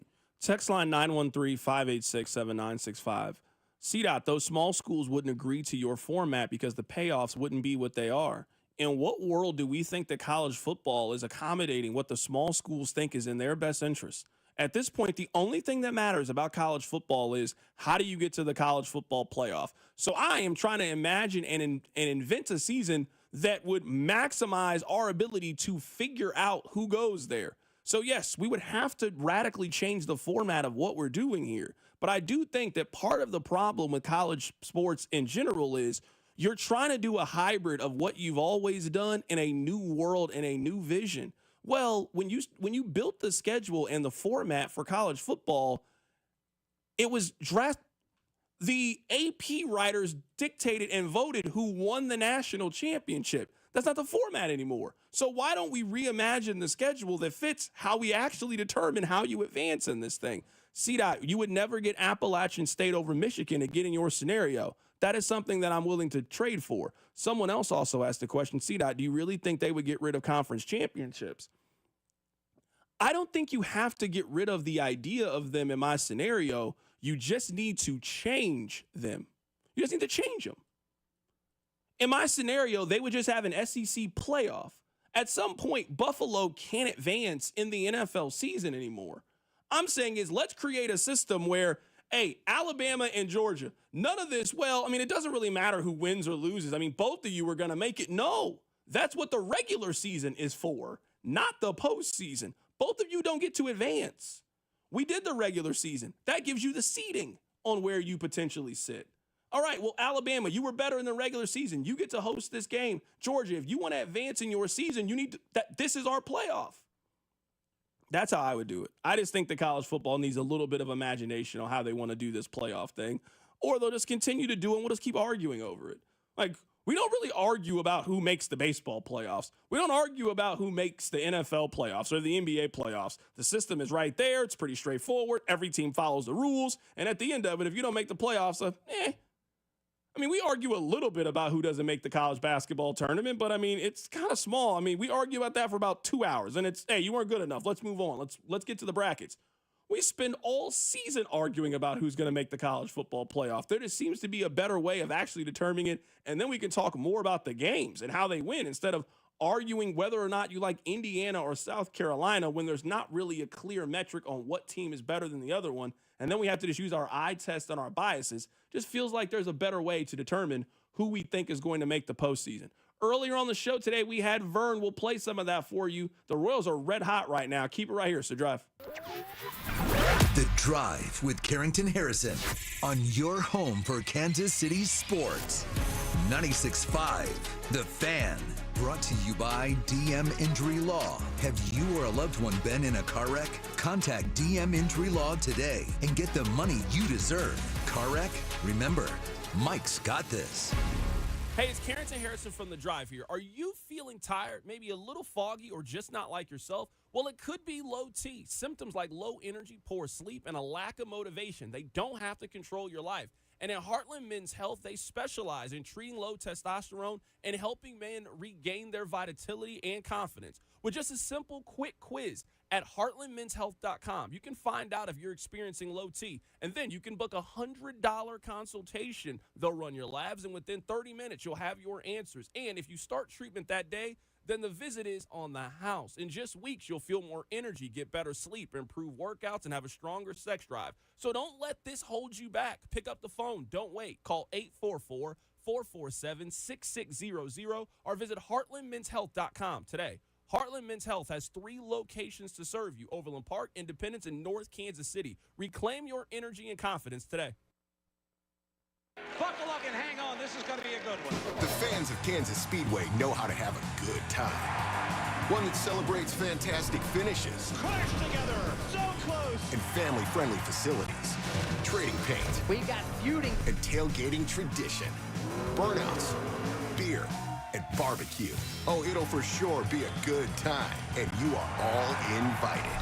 NASCAR weekend at Kansas Speedway, May 9th through the 11th. Get your tickets now at kansasspeedway.com. Hey, baseball fans, there's no better place to bet the long ball than BetMGM, an official sports betting partner of Major League Baseball. Swing big on your home run bet with BetMGM's Home Run Boost token. No opt-in is required. Just log in to your BetMGM account to receive your Home Run Boost token. Then activate your token when you place a bet on any player to hit a home run.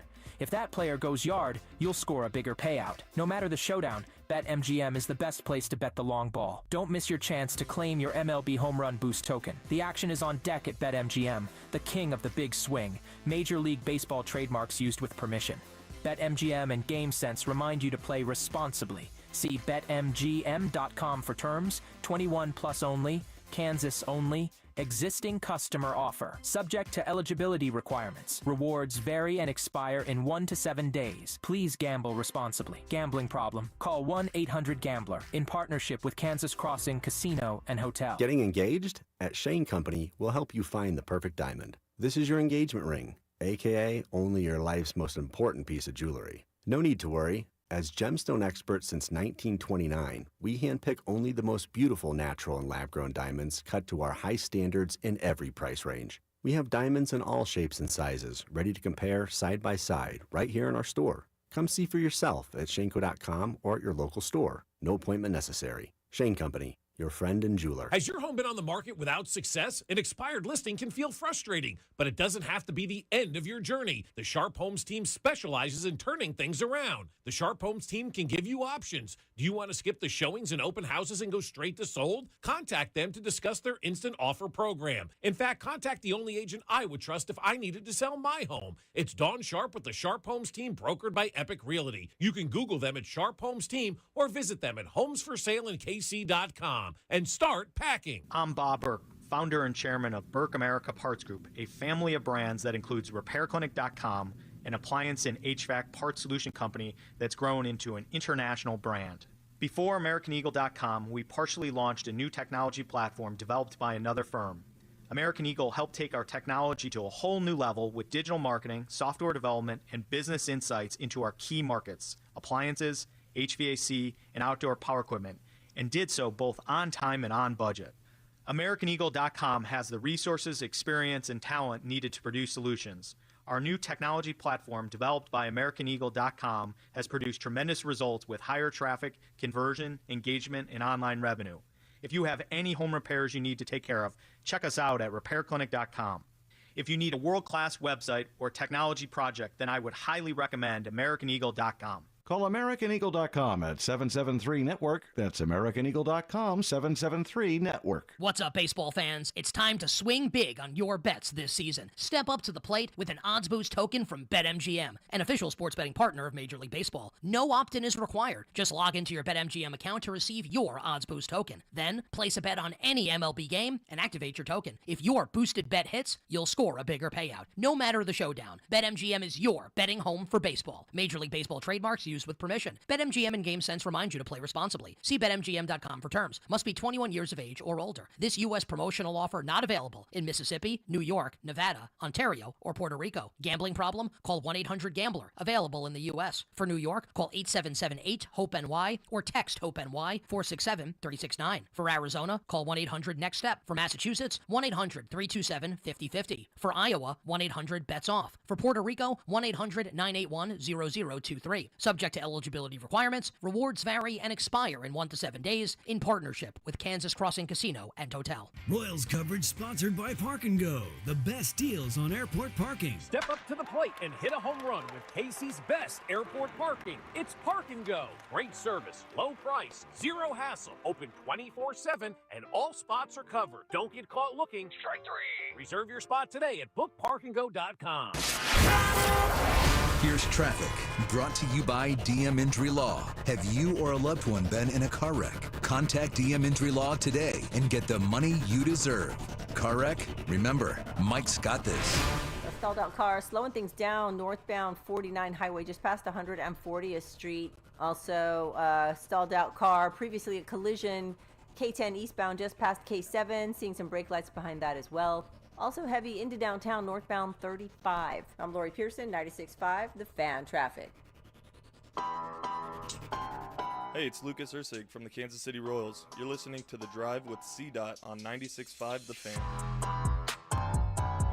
All right, I want to give you guys as much Royals as we can before we have to sign off today. Earlier today, we had Josh Vernier on the show. Always great to catch up with our Royals insider, and we talked about Maikel Garcia, who has just been on fire of late for the Royals.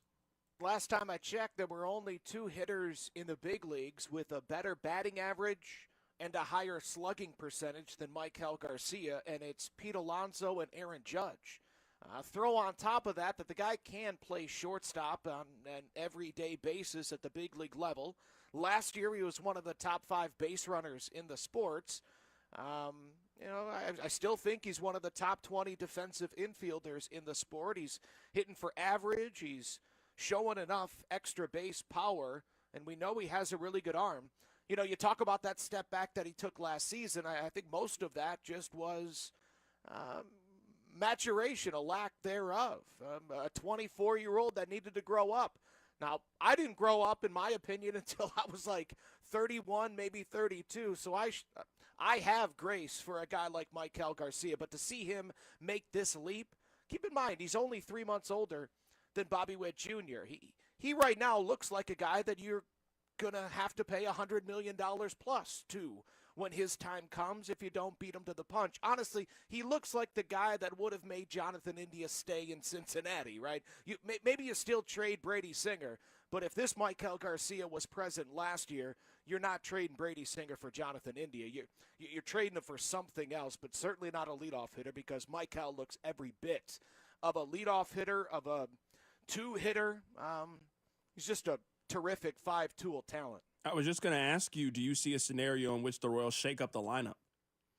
No, not until it's dire with India, and like I mentioned, he's picked it up of late. No, because of what I talked about, the same reason why I'm not expecting Carlos Estevez to leave the closer's role anytime soon. It's still a business.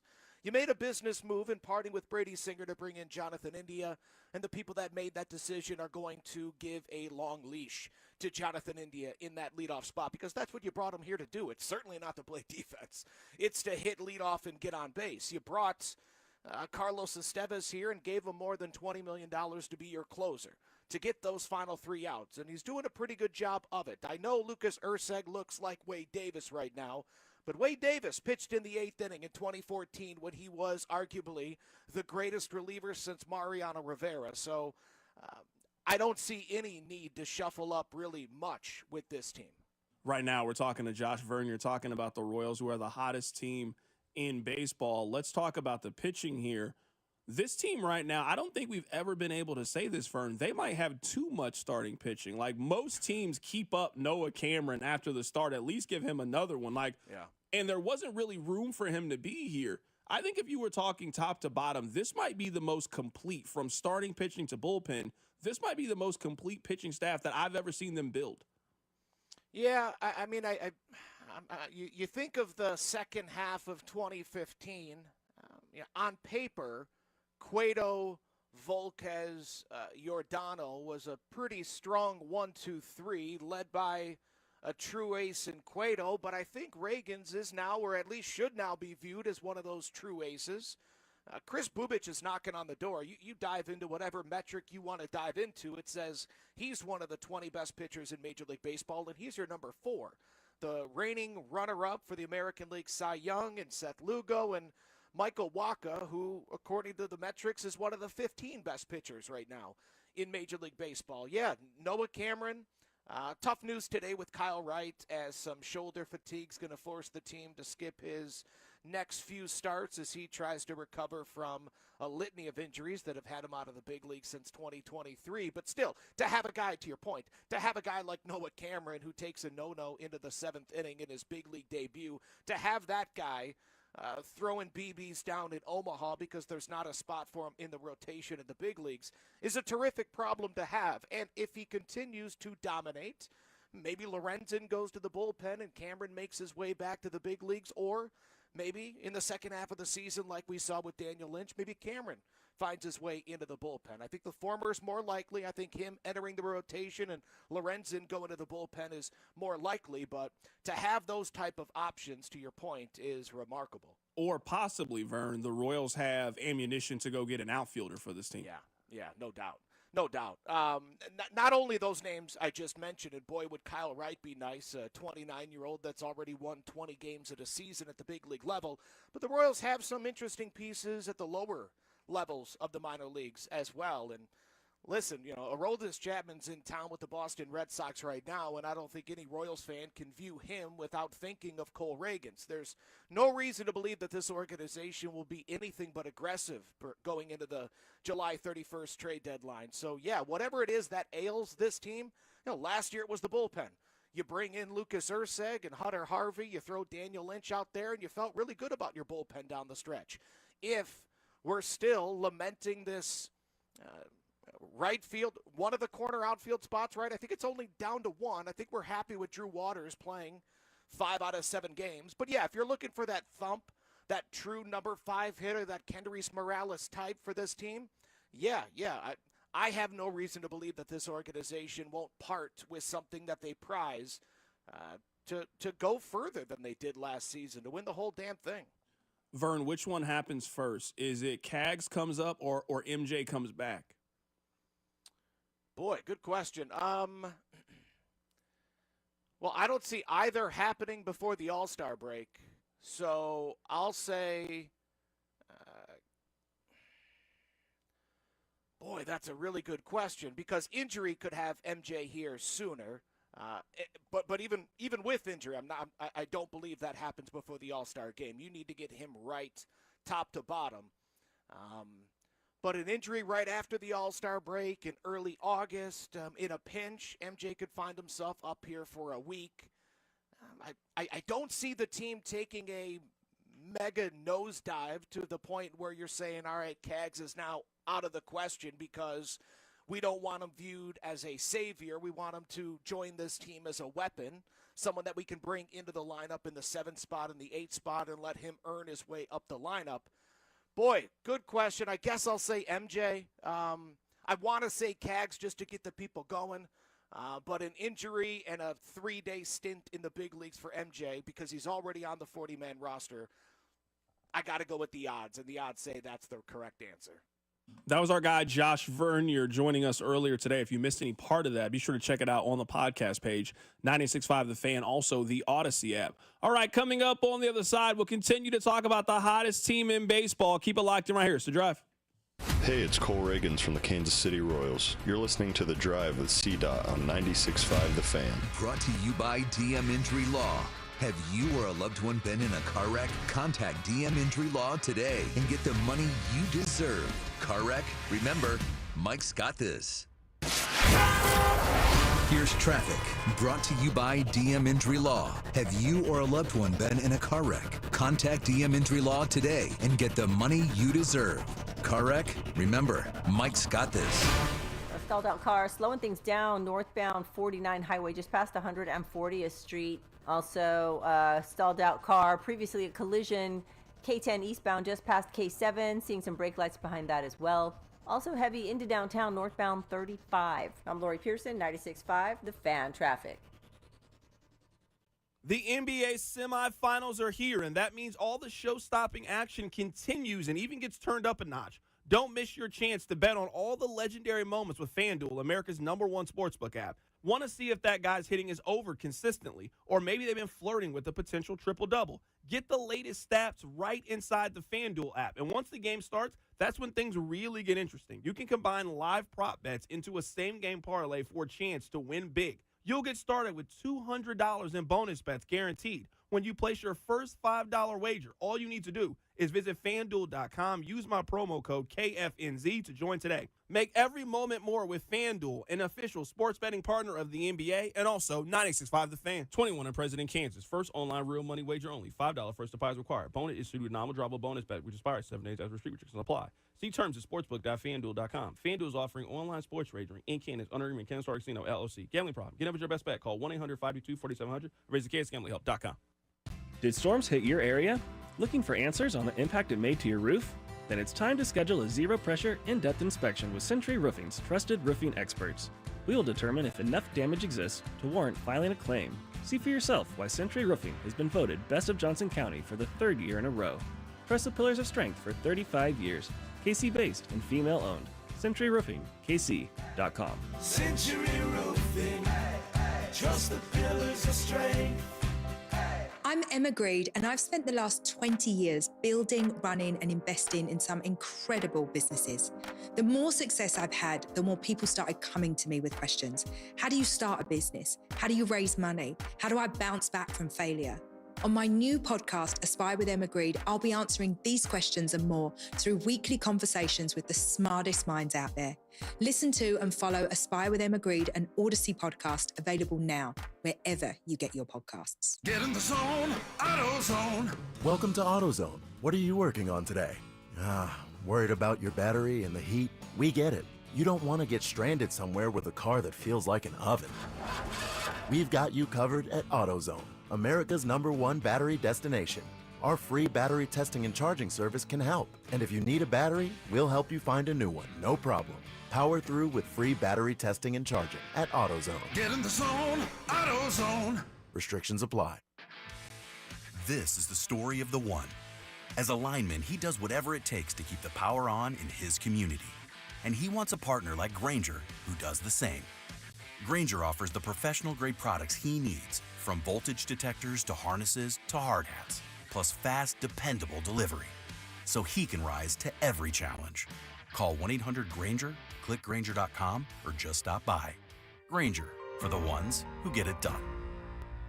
$5,000. That's the average amount of money people in the U.S. are now spending on gas in a year. $5,000. That's crazy. If you drive, you have to download Upside, the free app that gives you cash back every time you get gas. That's right. You can earn real cash back with Upside just by buying the gas you're already buying. You can literally start earning cash back today. I use Upside every time I fill up, and I've already made around $300. You're putting gas in your car anyway. Why not get real cash back? If you like free money, download Upside. I'm saving the cash I earn from using Upside to help pay for a vacation later this year. Download the free Upside app now to earn cash back every time you buy gas. Use promo code FRESH to get an extra 35 cents per gallon on your first tank. You can cash out anytime right to your bank, PayPal, or a gift card for Amazon and other brands. Just download the free Upside app and use promo code FRESH for a 35 cents per gallon bonus on your first tank. That's code FRESH for a 35 cents per gallon bonus.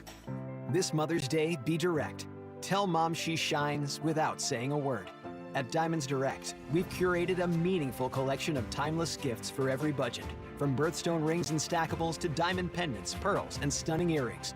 So here's to Mom, for her love, her strength, and always putting others first. This year, she deserves a gift that lasts a lifetime, and that's our specialty. Diamonds Direct, your love, our passion. This report is brought to you by Surfside Iced Tea and Vodka and Surfside Lemonade and Vodka. Surfside Iced Tea and Vodka and Surfside Lemonade and Vodka. Proud partner of the Kansas City Royals. Each can of Surfside is only 100 calories and the best part, 0 bubbles. Grab it at the Cave or ask for it at your favorite bars and liquor stores. Subscribe to our YouTube channel and watch all the shows from your phone, desktop, or tablet. Your home for Kansas City sports. 96.5 The Fan, KFNC FM and AM, HD1 and HD2 Kansas City, an Odyssey sports station.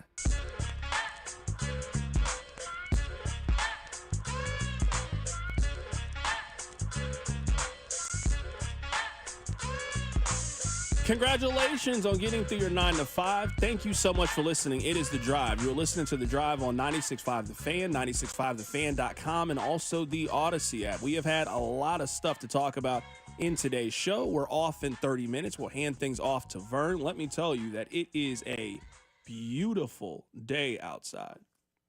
So I don't know what evening plans you have. Maybe you and the lady plan on going to the patio and having something to drink. Maybe you plan on grilling outside and doing something maybe today or tomorrow, or obviously on Sunday for Mother's Day, or you plan on going out to the ballpark. But whatever it is, I'm telling you, it is absolutely gorgeous outside today. All right. There's probably 4 or 5 things I want to talk about before we sign off today. Let's start with this. I told the story earlier. I'll tell it again for those of you that missed it. There is a Michael Jordan story about Mel Turpin, and the story goes like this. The Bulls were playing the Jazz, and Jordan gets a steal, and he dunks on John Stockton. You guys know John Stockton. He's not the biggest NBA player. A fan goes up to Mike and says, "Why don't you dunk on someone your own size?" Mike then comes back down the next time down the court. He dunks on Mel Turpin. He's a 7-foot center. Mike then goes back to that fan and then says, "Is he tall enough?" The reason I tell you guys that story and the reason I bring that up is to ask this question about the Royals. The Royals have not necessarily beaten a murderer's row of teams during this stretch. Now, you can only beat the teams that are on your schedule. They are 15-2 over their last 17. This is not me trying to poke at the Royals, but the Royals beat up on the Colorado Rockies. They're the worst team in baseball. The Royals have beat up on the Chicago White Sox. They've beat up on Baltimore, maybe the most disappointing team. Tampa Bay is 16-21 so far. they have done a lot of work over the last 2.5 weeks against some of the bottom teams of the league or some of the more disappointing teams in the league. If you want to look at their schedule like this, they are 16-16 against everybody else in baseball. They are 7-0 against the White Sox and the Rockies. Now, again, this is not me trying to poke at the Royals, but I do want to ask this question. Are we going to do this same thing if they beat the Red Sox? Because I'm looking at the Red Sox, and I think the Red Sox are in the same class as the Royals. I don't think they're the Yankees, but they're a potential playoff team that in the right scenario, they could get hot and make a run. That right now, if you look at the standings, the Red Sox sit at 20-19. But I don't want to hear the argument if the Royals sweep the Red Sox or if they win 2 of 3. Well, Boston's under 500. I mean, they weren't when they came to Kansas City. So my big question this weekend, I really have 2 questions about the Royals. If you want to find reasons to take away from what the Royals have done based on the opposition, you certainly can if that's what you want to do. But my question moving forward is, are we prepared to do this if they beat Boston? Because Boston, if you look at the schedule, they're one of the top 5 teams in the American League. I don't know what more the Royals could do other than you have a pretty good team coming into Kauffman Stadium. This team, the Red Sox, they have scored almost 60 more runs this season than the Royals. They are a better lineup than the Royals. They are a better offense than the Royals. They spend more on payroll than the Royals. This is a pretty good baseball team that's coming into town. And if the Royals do what they're supposed to do and continue what they've been doing these last couple of weeks, I certainly don't find any reasons to poke any holes in what they've done. Obviously, we got a long way to go in this thing, but I think this is a really, really good litmus test for the Royals. I think this is a really, really good measuring stick series to see where they are. The other place that I think this is a really good metric for the Royals is, and we talked about this a little bit earlier with Vern. I understand the differences in these two, so you guys don't have to say, oh, well, that was different. I got it. I was there. You guys didn't really need much nudging to go support the 2015 Royals. Now, I get it. The 2014 Royals went to the World Series, and there was so much hope and optimism, and they were the biggest story in town. The economy was different in 2015. The Chiefs were different in 2015. We don't have to go through all of the differences, but the 2015 Royals played a May 7th baseball game. Rob, you want to take a guess how many people went out there to watch the Royals on May 7th in 2015? So basically a decade ago, they were on the road in May 9th. You want to know how many people went out there on a Thursday, May 7th to watch the Royals against a team in their division? The Cleveland, I guess they weren't the Guardians back then, but you know. I would say somewhere between 20 to 25 is the number. On Thursday, May 7th, 2015, at home, the Royals got 38,271 people to go out there. That's a sellout. They had a sellout. Now, maybe it was school day at the K and I didn't look it up that hard. I'm guessing they didn't do a big slick on a Thursday back then.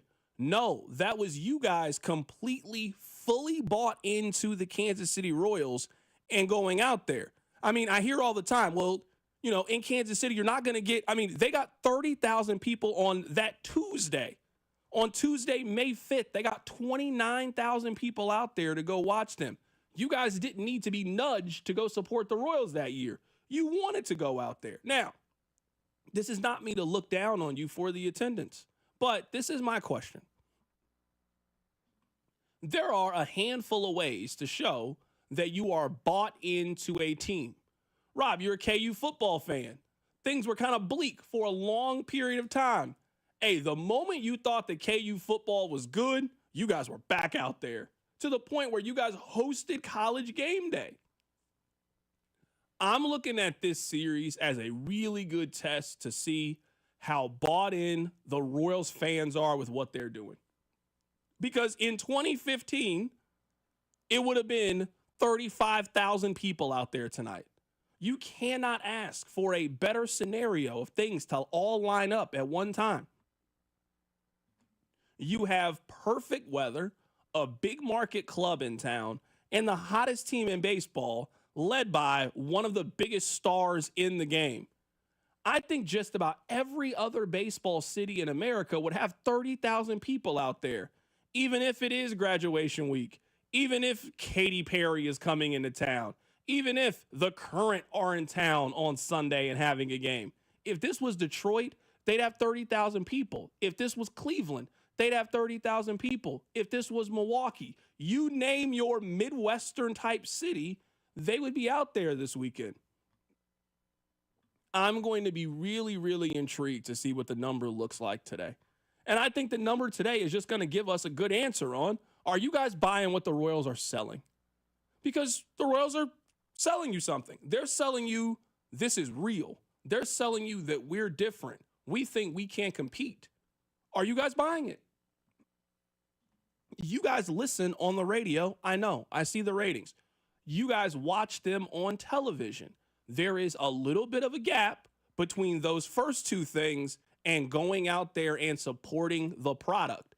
And again, if I add everything up, there's no reason why they shouldn't have a great weekend out at the stadium. So those are the two things that I'm looking for this weekend. Number one, they're playing another team that's in their weight class. They haven't played that really in the last 2 weeks. Now, they have done exactly what you're supposed to do when you are the bigger, stronger opponent. They've beat up on the weaker opponents. You're now playing a team that can throw just as equal a punch as you can. How do the Royals look in that scenario?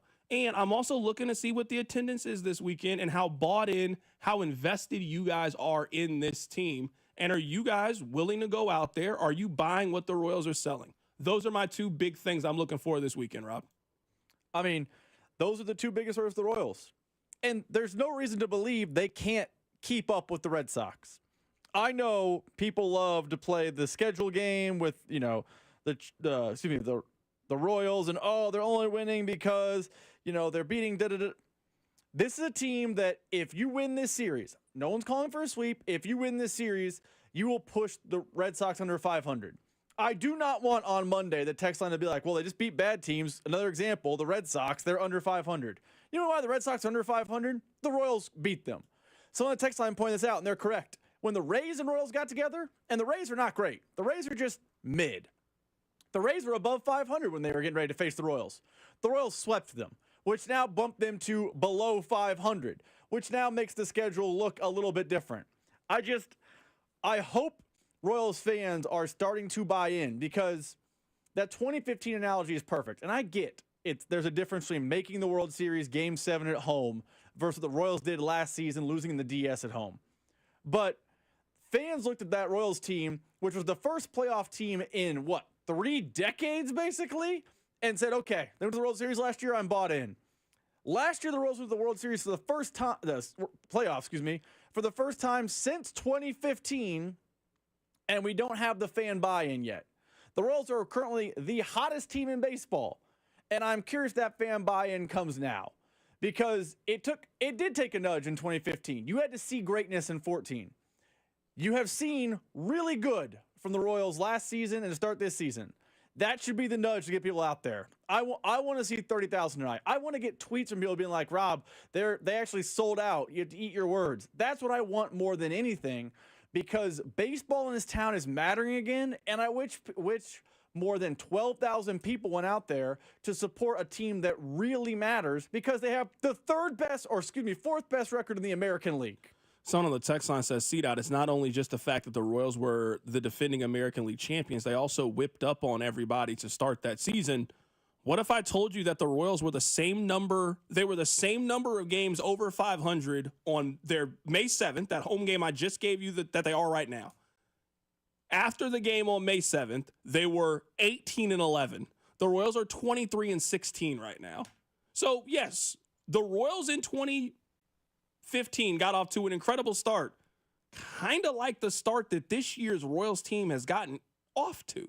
Now, the baseball season it starts earlier now than it did back then. You remember, with the new CBA, they start games earlier, trying to give them more off days. So, again, I'm not saying that this Royals team is the 2015 team, and I understand that the momentum from 2014 carried into 2015, and the Royals were the number one storyline. But I'm sitting here looking at some of the things on the text line. Well, see, that location is why the attendance at Kauffman isn't great. I mean, they got 38,000 people on a Thursday in 2015 to go out there, and the stadium hasn't moved at all. The stadium hasn't moved at all. Well, see, Sherman turned off a lot of people with the vote. Bro, that was a year ago. We're talking about the vote from last year and why people aren't going out to the ballpark to watch a team that has won 15 of its last 17 games. I don't want to hear it anymore. I don't want to hear it anymore. Again, I'm not even mad at you for not going out there, but if they got 21,000 people out there, then okay, we'll just move on then. All right, fine. You guys aren't bought into this Royals team then. Because some of the other sports cities that you guys look down on, they would show up for their baseball team today. Simple. You guys laugh at Cleveland. If Cleveland was doing this, they'd have 31,000 people out there today. Detroit, Milwaukee, the other sports cities that you guys feel you are superior than, if their baseball team was as good as the Royals, they would go out there today to watch them play the Red Sox. We ain't talking about they got the A's at home today. They got the Boston Red Sox, and it's perfect. It's 75 degrees and slightly windy outside. You can't ask for a better Friday than this. And they got fireworks today. So that's it. We'll see. We'll see today what the attendance is. I'm very, very excited to go out there. I plan on going out there today. I'm going to try to go out there on Sunday as well. I'm really excited to see what Kauffman Stadium looks like coming up later today. All right, I know we only got about 5 to 10 minutes left on the show. I do want to talk a little bit about Bill Belichick before we sign off. So this is what's happening with Bill Belichick. Here is the most recent report from Pablo Torre, who used to be from ESPN. He's not with ESPN anymore. We got more Bill Belichick relationship drama. Two sources at the University of North Carolina tell me that there has been a decision, it was made last week, by the higher-ups inside the athletic department that had hired Bill Belichick to be the highest-paid public employee, not just coach, in the state of North Carolina at $10 million a year. And that decision was that Jordan Hudson is no longer allowed in the football building. Okay. She is not allowed on the football field. Mm-hmm. Quote, don't think you'll be hearing much from Jordan moving forward. So this is what happened. Pablo Torre is saying that North Carolina said that they don't want Bill Belichick's girlfriend around anymore. She's been causing too many problems. They think she's a bad look for the organization. They don't want her around anymore. North Carolina came out and released a statement that said that's not true. We love Jordan. We want Jordan around. This is the second time that they have had to release a statement about the coach's girlfriend in the month of May. They just did so last week. Remember, Bill Belichick did that interview with CBS Sunday Morning where he was asked, well, what's their relationship or how do they meet each other? And then she stepped in and says, we're not answering this. It has been a lot going around Bill Belichick. This is a story that we've seen a lot of times. Old, wealthy man in a relationship with a young 20-something. This is the thing that's the weirdest about the Bill Belichick thing. There was no way to see that this would have happened to Bill Belichick. We didn't know anything about Bill for 25 years. Nothing. Didn't know anything. Bill had like a long-standing girlfriend. They were not married. They just were two older people who had been divorced that had just living their lives together. He was in this relationship for over a decade. He then met Jordan while he was talking to this person. He then broke it off with the woman that I just told you about. Her name is Linda Hamilton. Broke it off with her and has now been in this very public relationship with this new person, Jordan Hudson. Now, I'm not here to judge Bill Belichick's life. I don't care. Live your life. Do whatever you want to do. But you don't see how this makes you look, Bill? Like somebody in your family got to, hey, Bill, come here. Can we talk about this? What is she? Is she your girlfriend? Are you guys planning on getting engaged? Is she your publicist? Is she your manager? Like, at this point, she's all we talk about in relation to our program. We don't talk about our quarterback. We don't talk about our season opening game. Their season opening game is on ESPN. We don't talk about that. We don't talk about, hey, we think we can win the ACC this year. We think we can make the college football playoff. We don't, none of those things. We've spent this time talking about your girlfriend. She has not been a positive for us as a program. This is how I think this ends. I don't think that Bill Belichick is going to coach this year. I think that we are going to wake up at some point in June or July, and we are going to get a tweet. We're going to get a tweet from, you guess, whoever. I don't care. And I think it's going to tell us that Bill Belichick has decided to step down. I think at some point his employer is going to come to him, and they're going to say it's either her or us. You can't do both anymore. We don't want her around. And I think Bill Belichick at that point is going to quietly step down and he'll say health reasons or whatever it is, and Bill Belichick will just quietly fade away into the night. I would have never guessed that's how this story was going to go. It has been 2 weeks of Bill Belichick in the middle of tabloid stories. There was a story earlier today that she was so loud and boisterous at a commercial shoot that they had her act out the parts just to make her happy and to move forward, but they didn't turn the camera on for her while she was doing it and just, hey, oh, great take. Hey, let Bill come back. I can't think of a person that we looked at as a very super private person that is now living out a very public relationship the way that Bill Belichick is. So I'm not here to judge Bill. You're a consenting adult. She's a consenting adult. But right now, the way that it looks optically, she looks like the young girl that saw an old fool and has completely taken advantage of you. That's what it looks like to the rest of us. That's what it looks like. There was a story last week that she does real estate, because of course she does. She does real estate, and now her portfolio, after dating Bill Belichick, has now grown to $8 million. Bill, you can't see that she's playing you? That this relationship will end in 9 months, and she'll be on Real Housewives of the Potomac. You can't see that? You can't see that this is headed towards her being on The Masked Singer? That's what it looks like to the rest of us, that she's about to play this into a television show and a podcast. You're dating the Hawk 2 girl. That's who Bill Belichick is dating, the Hawk 2 girl. This is crazy. Bill, I'm praying for you, brother. I am. I really am. I'm praying for you. What else we got for the hits, man? Your workday is over. Oh, yeah. You're headed home, and now you're stuck in traffic. Time to get caught up on the biggest stories in Kansas City and around the country with C-Dot and Rob. It's time for the hits.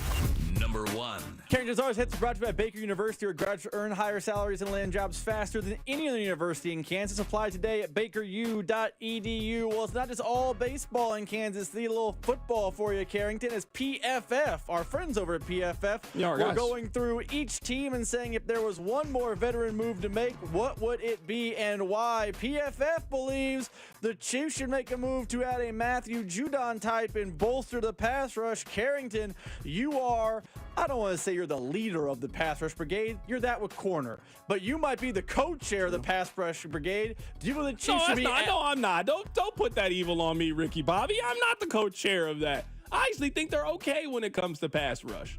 Now, I would say that their plan at pass rush is, it's basically their plan at running back. We don't need to add that much to it. We think that what we have last year will be healthy and more productive this year.